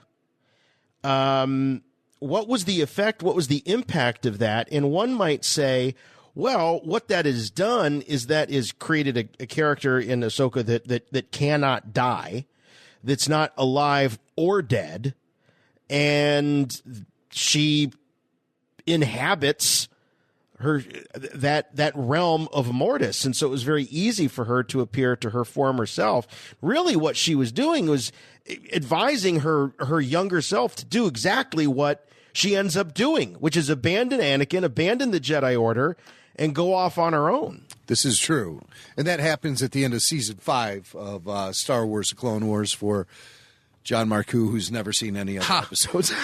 But I mean, that is there's some foreshadowing there, though, because when all is said and done, Ahsoka, her fate is she does eventually leave the Jedi Order and leave Anakin Skywalker behind. That story's still being played out because Clone Wars is coming back later this year on the Disney Plus streaming platform. So mythology is filled with situations where the right-hand man or the angel next to God or Judas next to Jesus has to go off to help realize the overall mission. They have to go off. Mm-hmm. What I noticed so much about her was when this first came out, all of those zombie movies and zombie TV shows hadn't happened yet. But she looked like a pretty good zombie at one point. Yes. Oh yeah. That's right. When so there was that moment where she'd been bitten. She got bit by that. Bitten by the dark side, literally. That was another apparition of the sun. Yep. And the creature bit her and gave her a big old dose of the dark side. Can we talk for a minute about just how weird dad, daughter, and son are here? Yes, that's what you're here for. I mean, they are mythological, and they even say when it's riddle time at the very beginning of their meeting in episode 15, the father says, "We are the ones who got the power. We are the middle, beginning, and end." And when you talk stuff like that, you're talking Book of Revelations. You're talking Alpha, Omega, beginning of the universe, end of the universe. They're representing that they're on that level. That's weird. At one point, it says, "Some call us the Force wielders." Yes. Right. And he says, "Me and my children have it like no other. So we came to this prison, the only place I can control them from ripping apart the fabric of the universe." So on a mythological level, I draw your attention to the use of sounds and colors when these characters are around. We first meet the dad, who before I got talking to you all, I labeled him the patriarch. And we meet him seated on his throne in his palace, or whatever great hall this was. And when you enter it, you hear in the background, Om. It just keeps on going, real low, deep. People who have near-death experiences or religious experiences say that's exactly what it sounds like when they see it all, and then they return. Wow. The walkway that Anakin takes toward the throne, where the patriarch is sitting like a King Solomon, or even like one of those great old martial arts masters. He has the long beard, and he sits in perfect equipoise. Along the walkway, it's lined along the side with electric blue globes. And those globes sit on top of stands that are 5-pointed stars. And in the back, all the way on the other side of the hall, away from the throne, is a floor-to-ceiling stained glass window with a mandala on top, big circle. And there's a symbol inside the circle, and you see it around the realm. And it's on the platform in the underworld when the Anakin and Obi-Wan take their scooters down below later. It's lit up with a yellow-orange fire, but here it's blue, electric blue. Everything's blue. The globes are blue. Some of the lines on the 5-star podiums are blue. All the glass in the floor-to-ceiling, mandala, blue, blue, blue, blue, blue. This is representative of the mind. This is the moon. This is lunar. And when things go wrong, you go lunatic. Now, where do you get that the connection with the color blue? Well, in the Eastern tradition, when they're looking for your wellness, they're looking at two different glows. They're looking at your solar plexus, how are your organs doing, how you living, and they're looking at your mind. And they say, if your solar plexus, the sun in you, is not glowing, how can your mind glow? You need both. And the dad represents the mind part. The kids represent the solar plexus. Whenever you're around just the kids, it's yellow or orange. They're fiery. Mm-hmm. Dad's blue. And together is a balance. Not too cold, not too hot.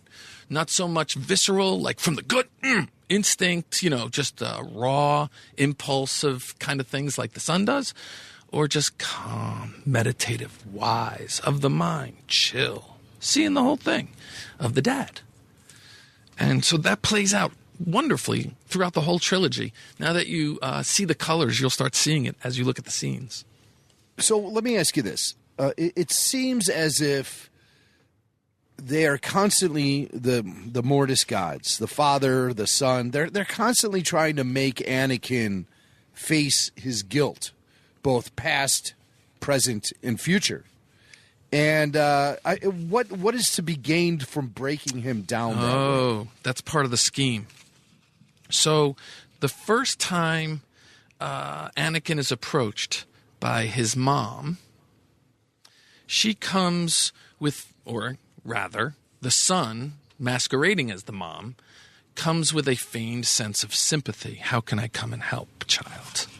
And if you listen to what she's saying in that conversation, she's not trying to help. She's searching for the weakness. And he admits to it, and he gives her everything she needs, or that the brother needs, the son needs, to tempt. If I may, walks in, wake up, son. I have to tell you a secret. Mom, you're dead. Where are these black arts? Nothing ever really dies, my son. I have a secret to tell you. You're dead. You're blaming yourself. And she says, tell me where is your pain so I might take it away. This is the trap. And the conversation that follows, she uses against him to try and pull him in over the trilogy. And he basically says, I failed as a Jedi. I failed you. I tasted vengeance and I slaughtered many. And she says, your guilt does not define you. You define your guilt. She's instructing him to take control of it, which I think is probably a sound psychological piece of advice under modern standards. And then he discloses further. The only love I feel in my heart is haunted by what should happen if I let it go. And she says, it's not love, it's a prison. He says, I'm my wife. I love her. She's everything to me. And the mom insists, she's not your destiny. And he says, but I love her. And that's when it goes boom, boom, boom, boom, and the lightning strikes, and you realize it's not the mom, it's the demon. He says, no, who are you? Your friend. You know what I mean? Like, it gets ugly after that. But the damage is done now. He knows that he's trying to hold on to love, and he's afraid of what will happen to let it go, and that he feels guilty for going a little bonkers and slaughtering people and failing as a Jedi. And the son, the evil son, the dark son, uses this against Anakin going forward. Mm-hmm. It shows him a vision of his future, and tries to make him feel guilty for things he hasn't even done yet. And that happens in the third part, when too much gets revealed. But also he uses that to lure Anakin in deeper, turn him against the Jedi, and turn him against the path that he's been pursuing by giving him that vision and showing him about the rise of the Empire. Well, and his fall as Darth Vader. Now we're getting into that deep mythological stuff you're talking about. So the revelation, what the father later accused the son of, breaking time. He basically said he violated the rules. He broke time when he did that. There are precedents in the great traditions about what just happened there. In what's known as the crown jewel of Indian literature, it's called the Bhagavad-Gita, and it's a book within the greater epic called the Mahabharata. And the Bhagavad-Gita is about a warrior, great warrior. His name is Arjuna. And a war has been rumbling, and now the two armies are lined up at the top of the hills facing each other. And Arjuna takes his chariot into the valley between the hills to assess what's about to happen. And he looks up at both hills and he sees people he admires so much. This is family fighting family here.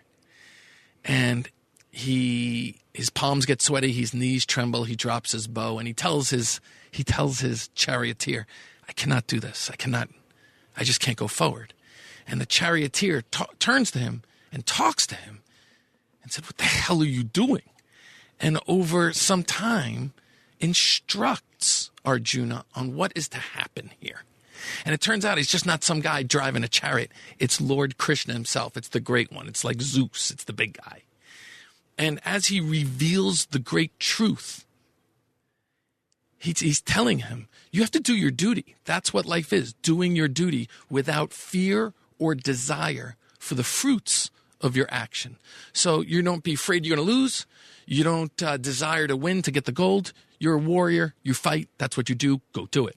And Arjuna is still reluctant to understand it. And so as it gets closer and closer to the end of the book, Krishna turns to Arjuna and opens up his face like Beetlejuice does, like,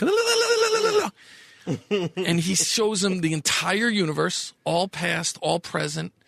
He shows these multi-tusked, gigantic elephants rummaging through the land and just picking up all of his brothers and cousins and everybody lined up for war right now. They're all breaking on the elephant tusks like grapes. Blood's pouring everywhere. And Krishna's saying to Arjuna, you think you can walk away? You think this isn't going to happen? This is going to happen. And this is your job. Get in there and do it.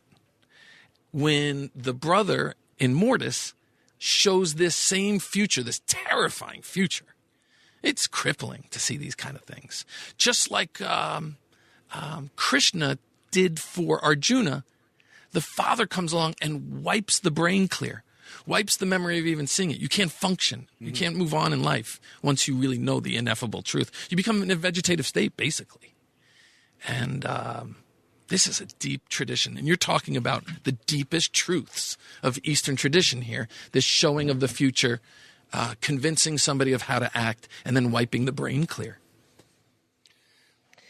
So what was the point of doing that, do you think, if we were just going to see Anakin get his memory of the future wiped.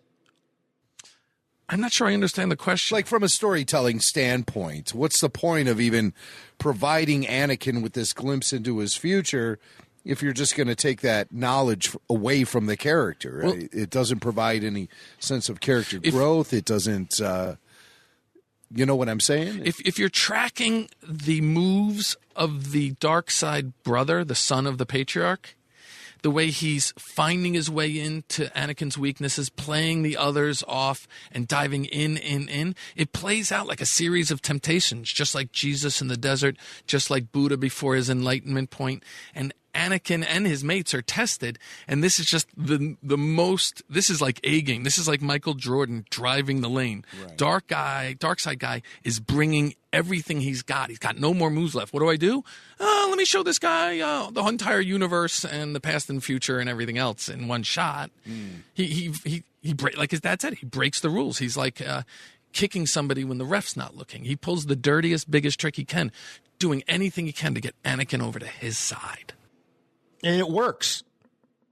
I mean, we what we see is, so that's morally forgiving. The fall of Anakin Skywalker. We see it play out for, I guess, chronologically the first time, but what we've seen is as the second time. The fact that he broke the rules to do it actually gives it's a mitigating factor in Anakin's intentions. Is in the legal talk, what was his mens rea? What was his state of mind? If you stay within the rules, and he's a grown man, he's making his own decisions, he decides to join the bad guy. Okay, but I mean, he was under the spell of spells. I mean, in the Indian tradition, he shouldn't have even been able to function after that. So I would say it was a dirty ass trick, if I can curse here, and that the son went beyond what was right and basically crushed his brain so he would fall in line for a while. But that, of course, is breaking all the rules and all the morals of even these force wielders themselves. If the father seems to be definitely the barometer for morality within this realm. Morality is interesting when you get into I think you're almost beyond morality, moral and immoral, because you're beyond the pair of opposites here. But what I do find interesting is how there are indicators that say this is a psychological, this is of the mind, because again and again throughout the trilogy, you see fingers and swords and lightsabers pointed at the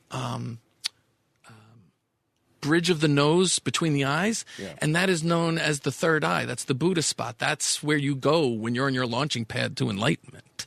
And they're deep inside. That's how you know this is a deep mystical adventure of the highest magnitude. You're not playing at the throat or the solar plexus or the power chakra or the creativity chakra or the survival chakra at the bottom. Although those do come in play as secondary plays, the main play is to the third eye here.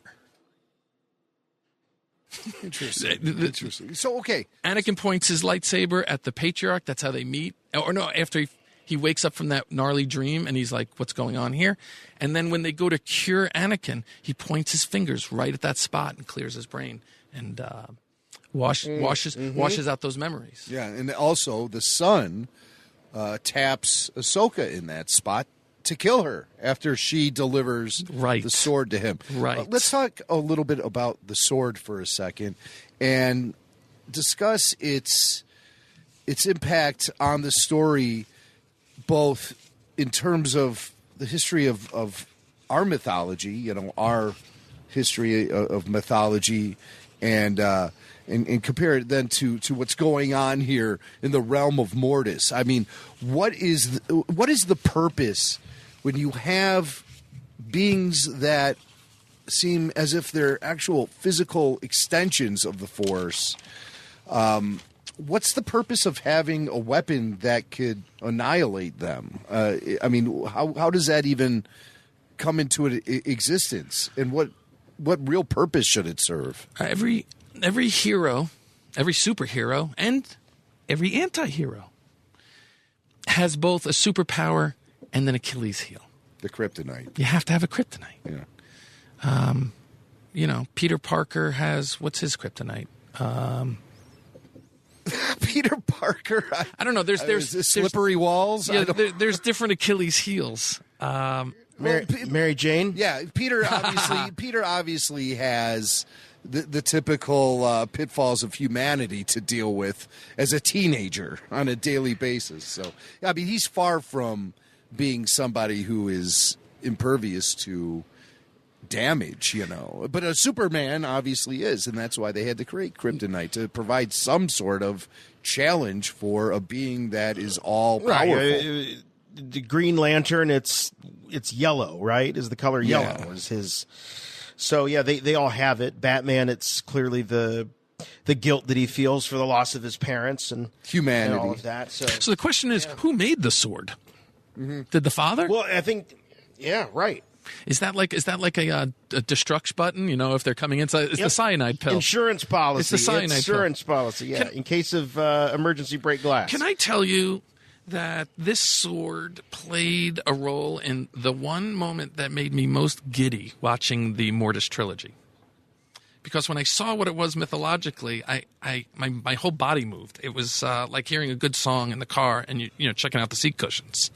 And when the daughter walks Obi-Wan into the cave, whatever it was it's the altar of the Mortis altar. Is what it's called. She has to stop, and she says, "Hey, you go forward." She gives him advice and says, "You go forward, you get that." And why do you think she had to stop? Well, every hero must eventually go out on their own. The mystagogue, the advice giver, can only take you so far. Lead you to the water, can't make you drink. A true hero has to take the action for themselves. They can't get walked across the street by mommy. And this was there were several points along the way, because they were dealing in 22-minute, 20-minute episodes where they were almost being blunt about the mythology, and they were announcing the mythology. And she basically said at this point, "This is your adventure. This is not mine, Obi-Wan." But the thing that made me so giddy about it was the daughter served the role to Obi-Wan that Obi-Wan served to Luke in A New Hope.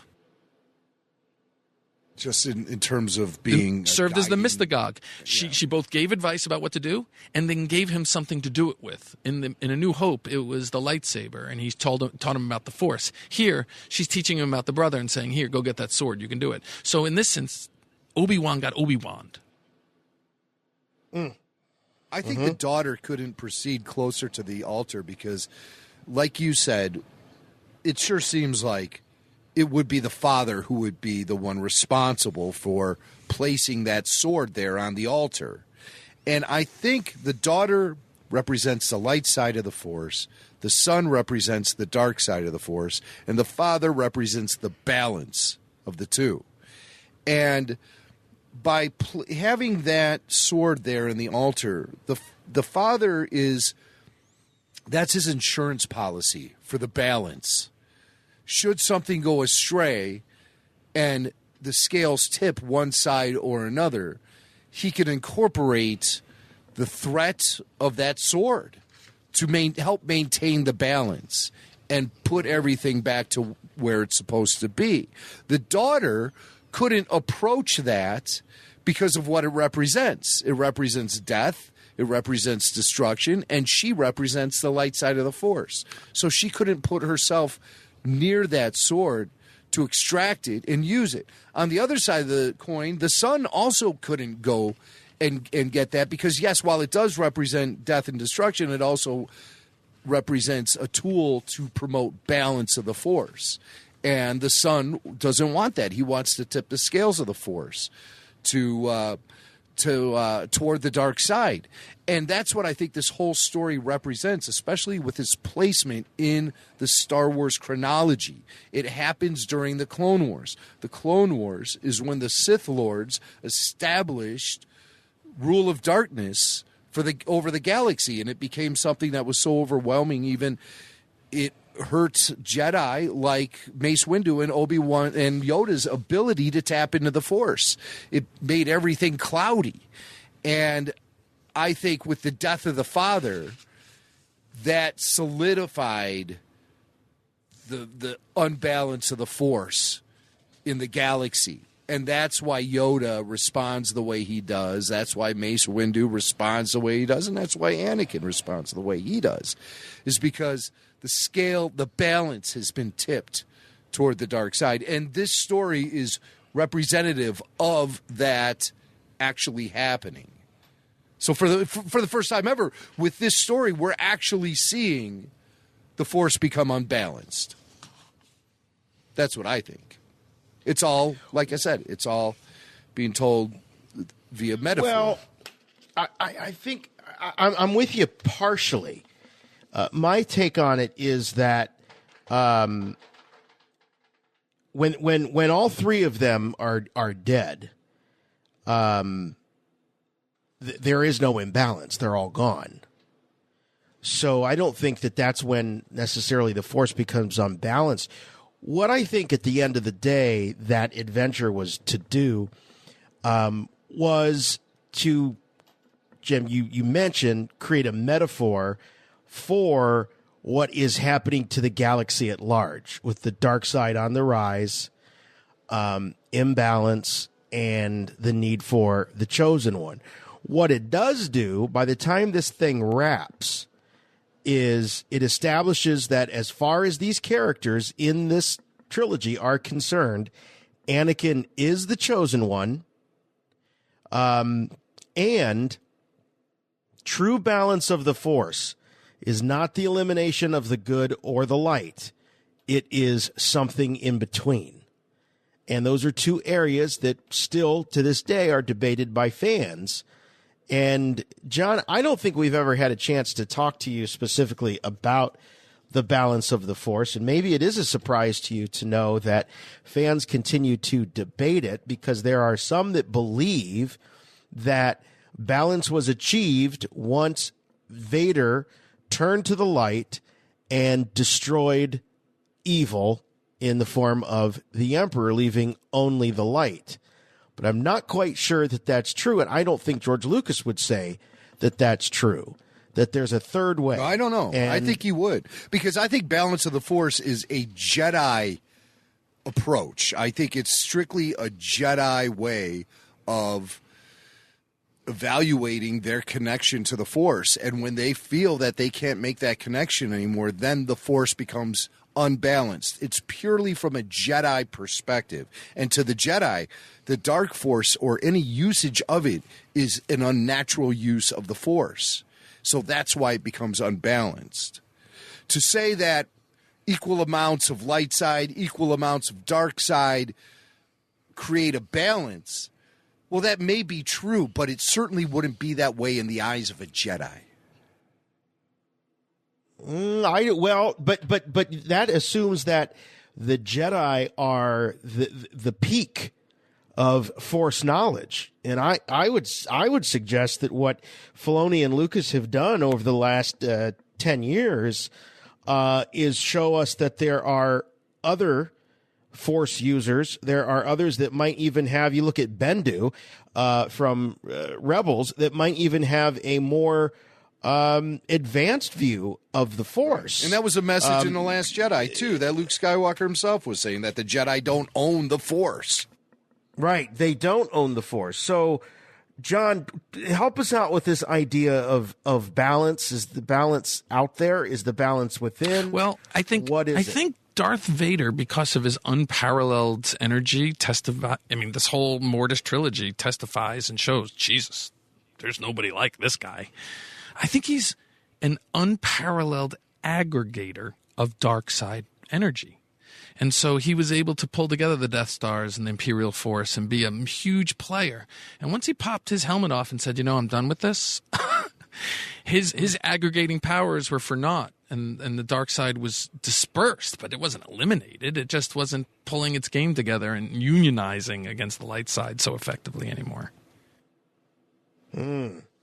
Okay. Well, speaking from let's take it from a higher plane, or what does your what you've studied and what you've learned teach you about balance between good and evil?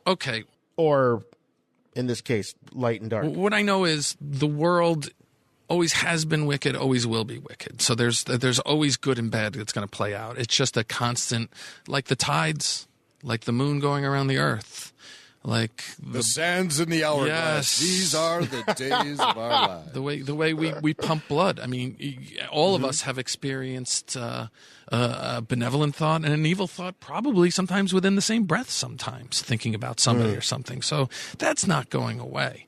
If you want to really understand where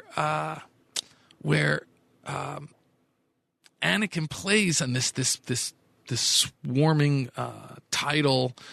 Light and dark side force. Why do they call him the One? What does the One mean? I mean, I don't have a definitive answer. I have mythological clues. Short for the Chosen One, I guess. Yeah, what is chosen for what? It's a Jedi prophecy that there will be a moment in time where the Force becomes unbalanced and a Chosen One will rise to provide... Restore balance. To restore the balance. And it happens to be the one that was making it so imbalanced for so long, probably. That's the way that story plays out over time, because before Darth pops off the mask, the guy wreaks havoc. But the Force becomes unbalanced because of the rise of the Emperor.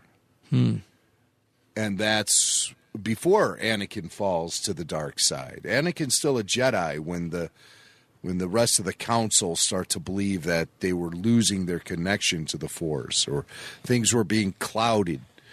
And that was before Anakin fully fell to the dark side. However, he was, dipping his toes into those waters when he wiped out those Tusken Raiders. That was a user very powerful in the light side of the Force, then using his powers in a very dark way. Can I ask a naive question? Yeah. In the later movies, in the movies that we grew up on, is Darth Vader still a Jedi, or has he graduated to something else? He's a Sith Lord. Sith Lord. Yeah, and the Sith always operate in pairs. There's only two of them, a master and apprentice. The Emperor was the master, Sith Lord, Darth Sidious, and Darth Vader was his apprentice. Well, if he's the One, why is he apprenticing on anybody? Shouldn't the One only have... chosen? Well, that's a good question. And I think the way it's been commonly sort of accepted is because of the physical injuries he sustains in his duel with Obi-Wan. It makes him less of a Force user. It looks to rob him of his birthright. Yes. As the One. So that's probably where that comes from, why he almost... But then we realized that a no-legged, one-armed guy is able to destroy the most powerful being in the universe at that time, Palpatine. So, yeah, I used to be the One. Now I'm 3/4. Well, half the man. One quarter. Every religion and great tradition has a One, a Redeemer, a Messiah, a prophet, the one who is going to come and return and save. Most recently, in the movie The Matrix, Neo, which is the One spelled backwards, he goes through the same sort of analysis. Is he the One? Is he the One? People test him throughout the movie to see if he's the guy who's going to, break the Matrix. And thousands of years ago, a famous philosopher, Lao Tzu, said, out of the Tao, out of the way, out of the transcendent comes the One. And so these are the two things. Neo in the Matrix, Lao Tzu saying we're beyond. Again, this is a magnitudinous adventure. He's coming out of the transcendent. He's the singularity behind all dualities. He goes beyond the pair of opposites. And several times in the trilogy, either the father or the son or the daughter are pointing out to whoever they're talking to. Anakin to the father on the throne points the lightsaber at the bridge of his nose, at the third eye, and he says, "You're a Sith." And he says, "You have a very simple view of the universe. I am neither Sith nor Jedi. I am much more, and so are you." And then later, the son's soliciting Anakin to join him, come together, and he says, "You have such a simple view, light and dark, as if one needed the other to exist." Yes. And even when they get Anakin in the arena in episode 15 and give him a Sophie's choice. You could save your master or save your apprentice. Again, he's given a false alternative. It's either A or B, and he chooses C. He uses the Force to subdue everybody, so he doesn't have to sacrifice either of them. Which is what the father obviously intended, that the chosen one or the one would find a way to save both. And at the end of episode 17, Anakin asked Master Qui-Gon, he returns again as a spirit, about the choice. And he says, should I stay to kill or should I leave? And then he says, neither. Look deeper. Find another way. There's an option C. Go beyond those two choices you gave yourself. And I think the one has to see the universe as one. There is no good or evil. There is no light or dark. There is no female or male. It's a tough viewpoint to take. The world is nothing but opposites. Now, one interesting theory that a lot of folks share about this trilogy is that it is it's analogous to the battle that Anakin is waging inside of himself. The light, the dark, then the rational that can sort of straddle both. And that's really what the moral of this whole thing is that you're watching Anakin sort of play out various scenarios. And the only way for him to fulfill his destiny is to really not know the future, not think about the future, but just continue. And that's what he does, because he goes on sort of blind in a way. So he's been shown this glimpse of the future, then that glimpse is taken away. So now he's back at square one. But what's interesting is that he makes the same choice twice. So when the son convinces him that he has to essentially join him in order to avoid all of the pain and the destruction that he's going to bring to the galaxy in that vision, Anakin's eyes go Sith red and he turns to the dark side. When Palpatine offers him the alternative to Padme dying a horrible death, what does he do? He sacrifices himself, his eyes turn red, and he goes to the dark side. So Anakin seems to be under this belief that in order for him to save the galaxy, he has to go to the dark side. He's impulsive. He needs more training. He needs to remember his training. They keep yelling at him. You think this is the way to go, but you think it through. Maybe it's the easy way out. Maybe that he's taking the easy way in both cases. As Master Qui-Gon says, and am I pronouncing that right? Qui-Gon. Apologies, Qui-Gon. It's okay. It's okay. You pronounce it just like Liam Neeson, the actor that played him. Liam Neeson, he actually played the character and calls it.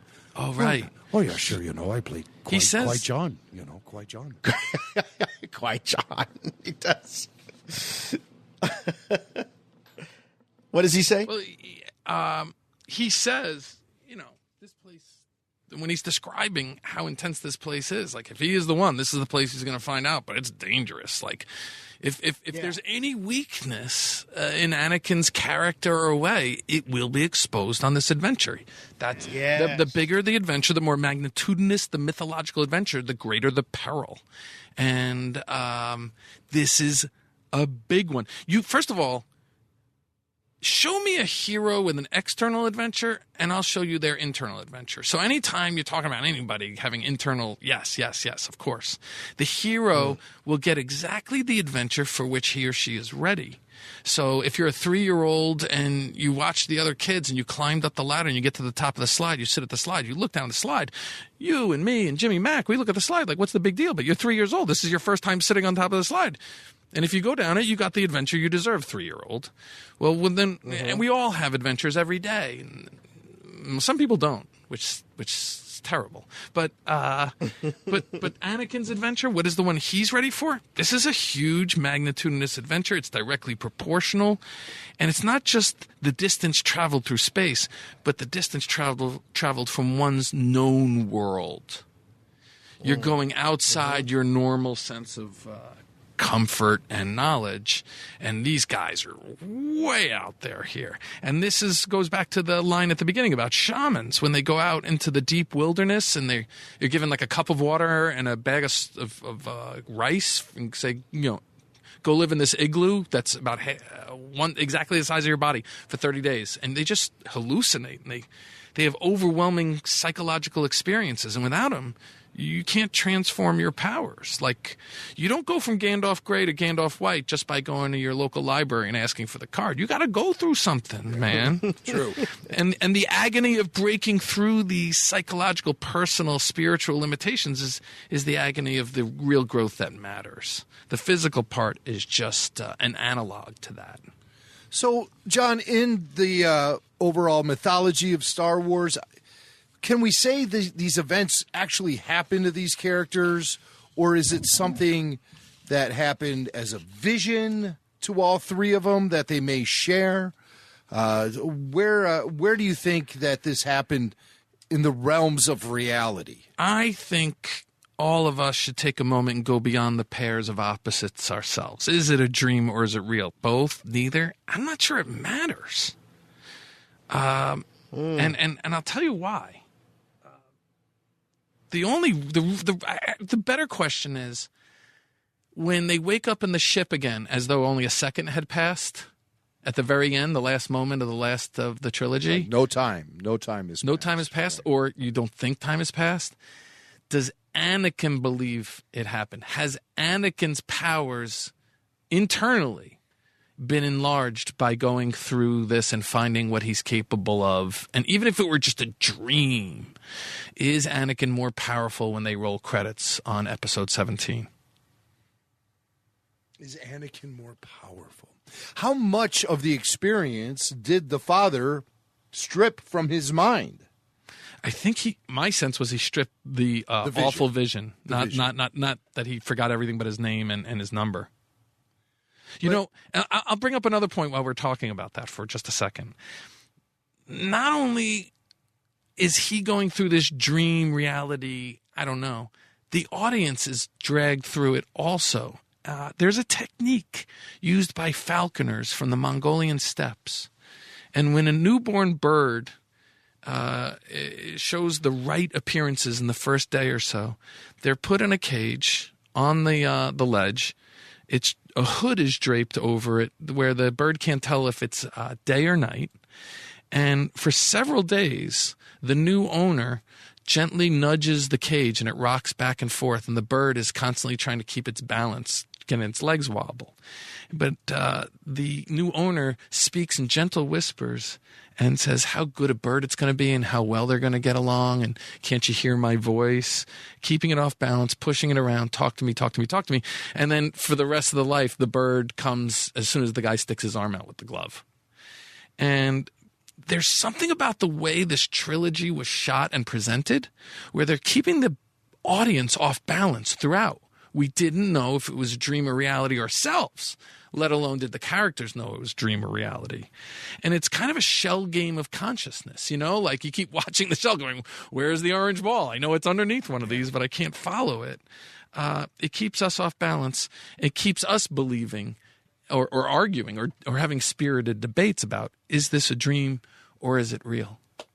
Well, there you have it. So that is the Mortis Trilogy, the mythological blueprint for the Mortis Trilogy. I'm sure there's more that we could uncover, but we have a few other things that we need to get to this week, and we're running a little short on time. So I really appreciate you hanging out with us, John. And your first taste of the Clone Wars was... It sounds like a pretty enjoyable one for you. So good. So good. I got another one for you. Let's go. I got another one for you. I think there's a story arc that wraps up Clone Wars Season 6, The Lost Missions. And it features Yoda. And he goes on this spiritual journey, physical and spiritual. And I think that one is definitely worthy of the John Marcoux mythological blueprint analysis. So I think I might have to sit you down and watch that one. But I'm going to let this one sink in a little more for you, just in case you need to come back and we can continue this discussion because, like Jason said, these are episodes that have been out there for 8 or 9 years, going on 9 years, and we never tire talking about them. And that's the brilliance of the way this content was dropped on us and nurtured throughout. It was Dave Filoni, who's the supervising director of the Clone Wars. And he, along with the writer of this episode, Christian Taylor, and George Lucas himself, they decided that they were never actually going to define any of the events that happen in this trilogy. They were going to always leave it out there for interpretation. They could answer some of these questions definitively, too, I might add, about what about this, and did this really happen? Did Ahsoka really die? All of that stuff. And they could probably give you some really solid answers, but they just won't do it. They just won't do it because of the fact that I think this content is more powerful when it gets interpreted by the individual. And there's that flexibility there for that to happen. There were no apology tours for this trilogy. There were no explanation tours. It was all just take it and think about it. And you better think hard about it, too. Hey, Jimmy Mack. Yeah. Given that point, may I just leave you with one thought that Joseph Campbell had about this space? Yes. All the gods, all the heavens and hells, all the worlds are within us. Magnified dreams. When we dream, we are fishing in some vast ocean of mythology that goes down and down and down. A deeper meaning of dream time, which is of a time that is no time. There you I don't go. know what else to do. There you go. Applaud. Rebel Force Radio's own Jedi Yogi, John Marcoux, the mythological blueprint for the Mortis Trilogy. I want to go watch all three of them again. Honestly. By the way, I don't want to end on a negative note, but I'm just going to say started off on man, one, oh so man. might as well. Well, I just want to say that when you go back and you watch these Clone Wars episodes, and then you go on and you try to watch something like Resistance, it's just like I mean, not even. I'm watching the whole like standoff in the battle between the sister and the brother, and I'm like, oh my. No, it's absolutely epic and cinematic. Different planets. Yes. I mean, not even, you shouldn't even bring them both up in the same conversation. That's how separate they are. You really know, the Clone Wars was definitely a massive achievement, especially for its time now. You know, we're looking back 8, 9, 10 years ago and then comparing it to the Star Wars of today.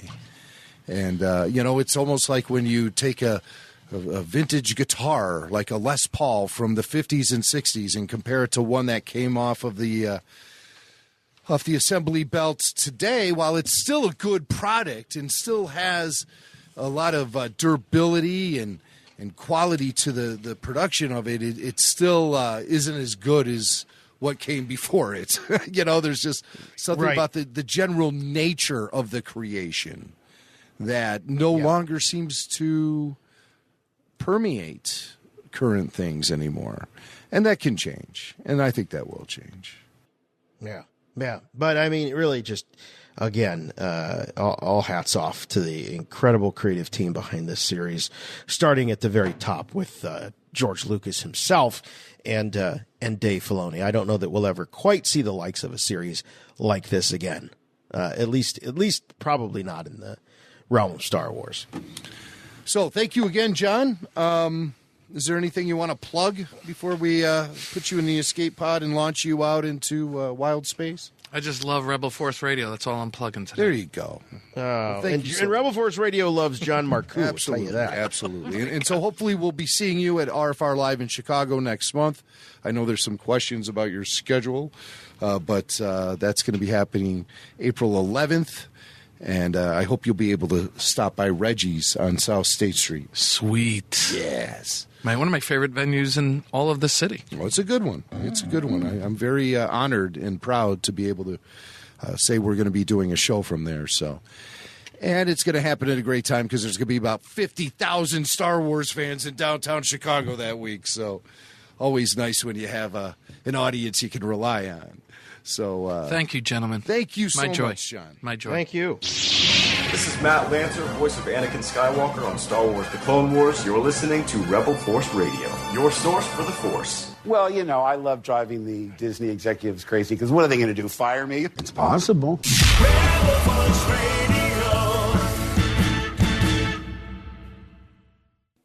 Too much show, he says. Too much show. I said, what do you know? You don't know show. I know show. I make rundown. Too much show. He goes, too much show. And I'll be damned, it was too much show.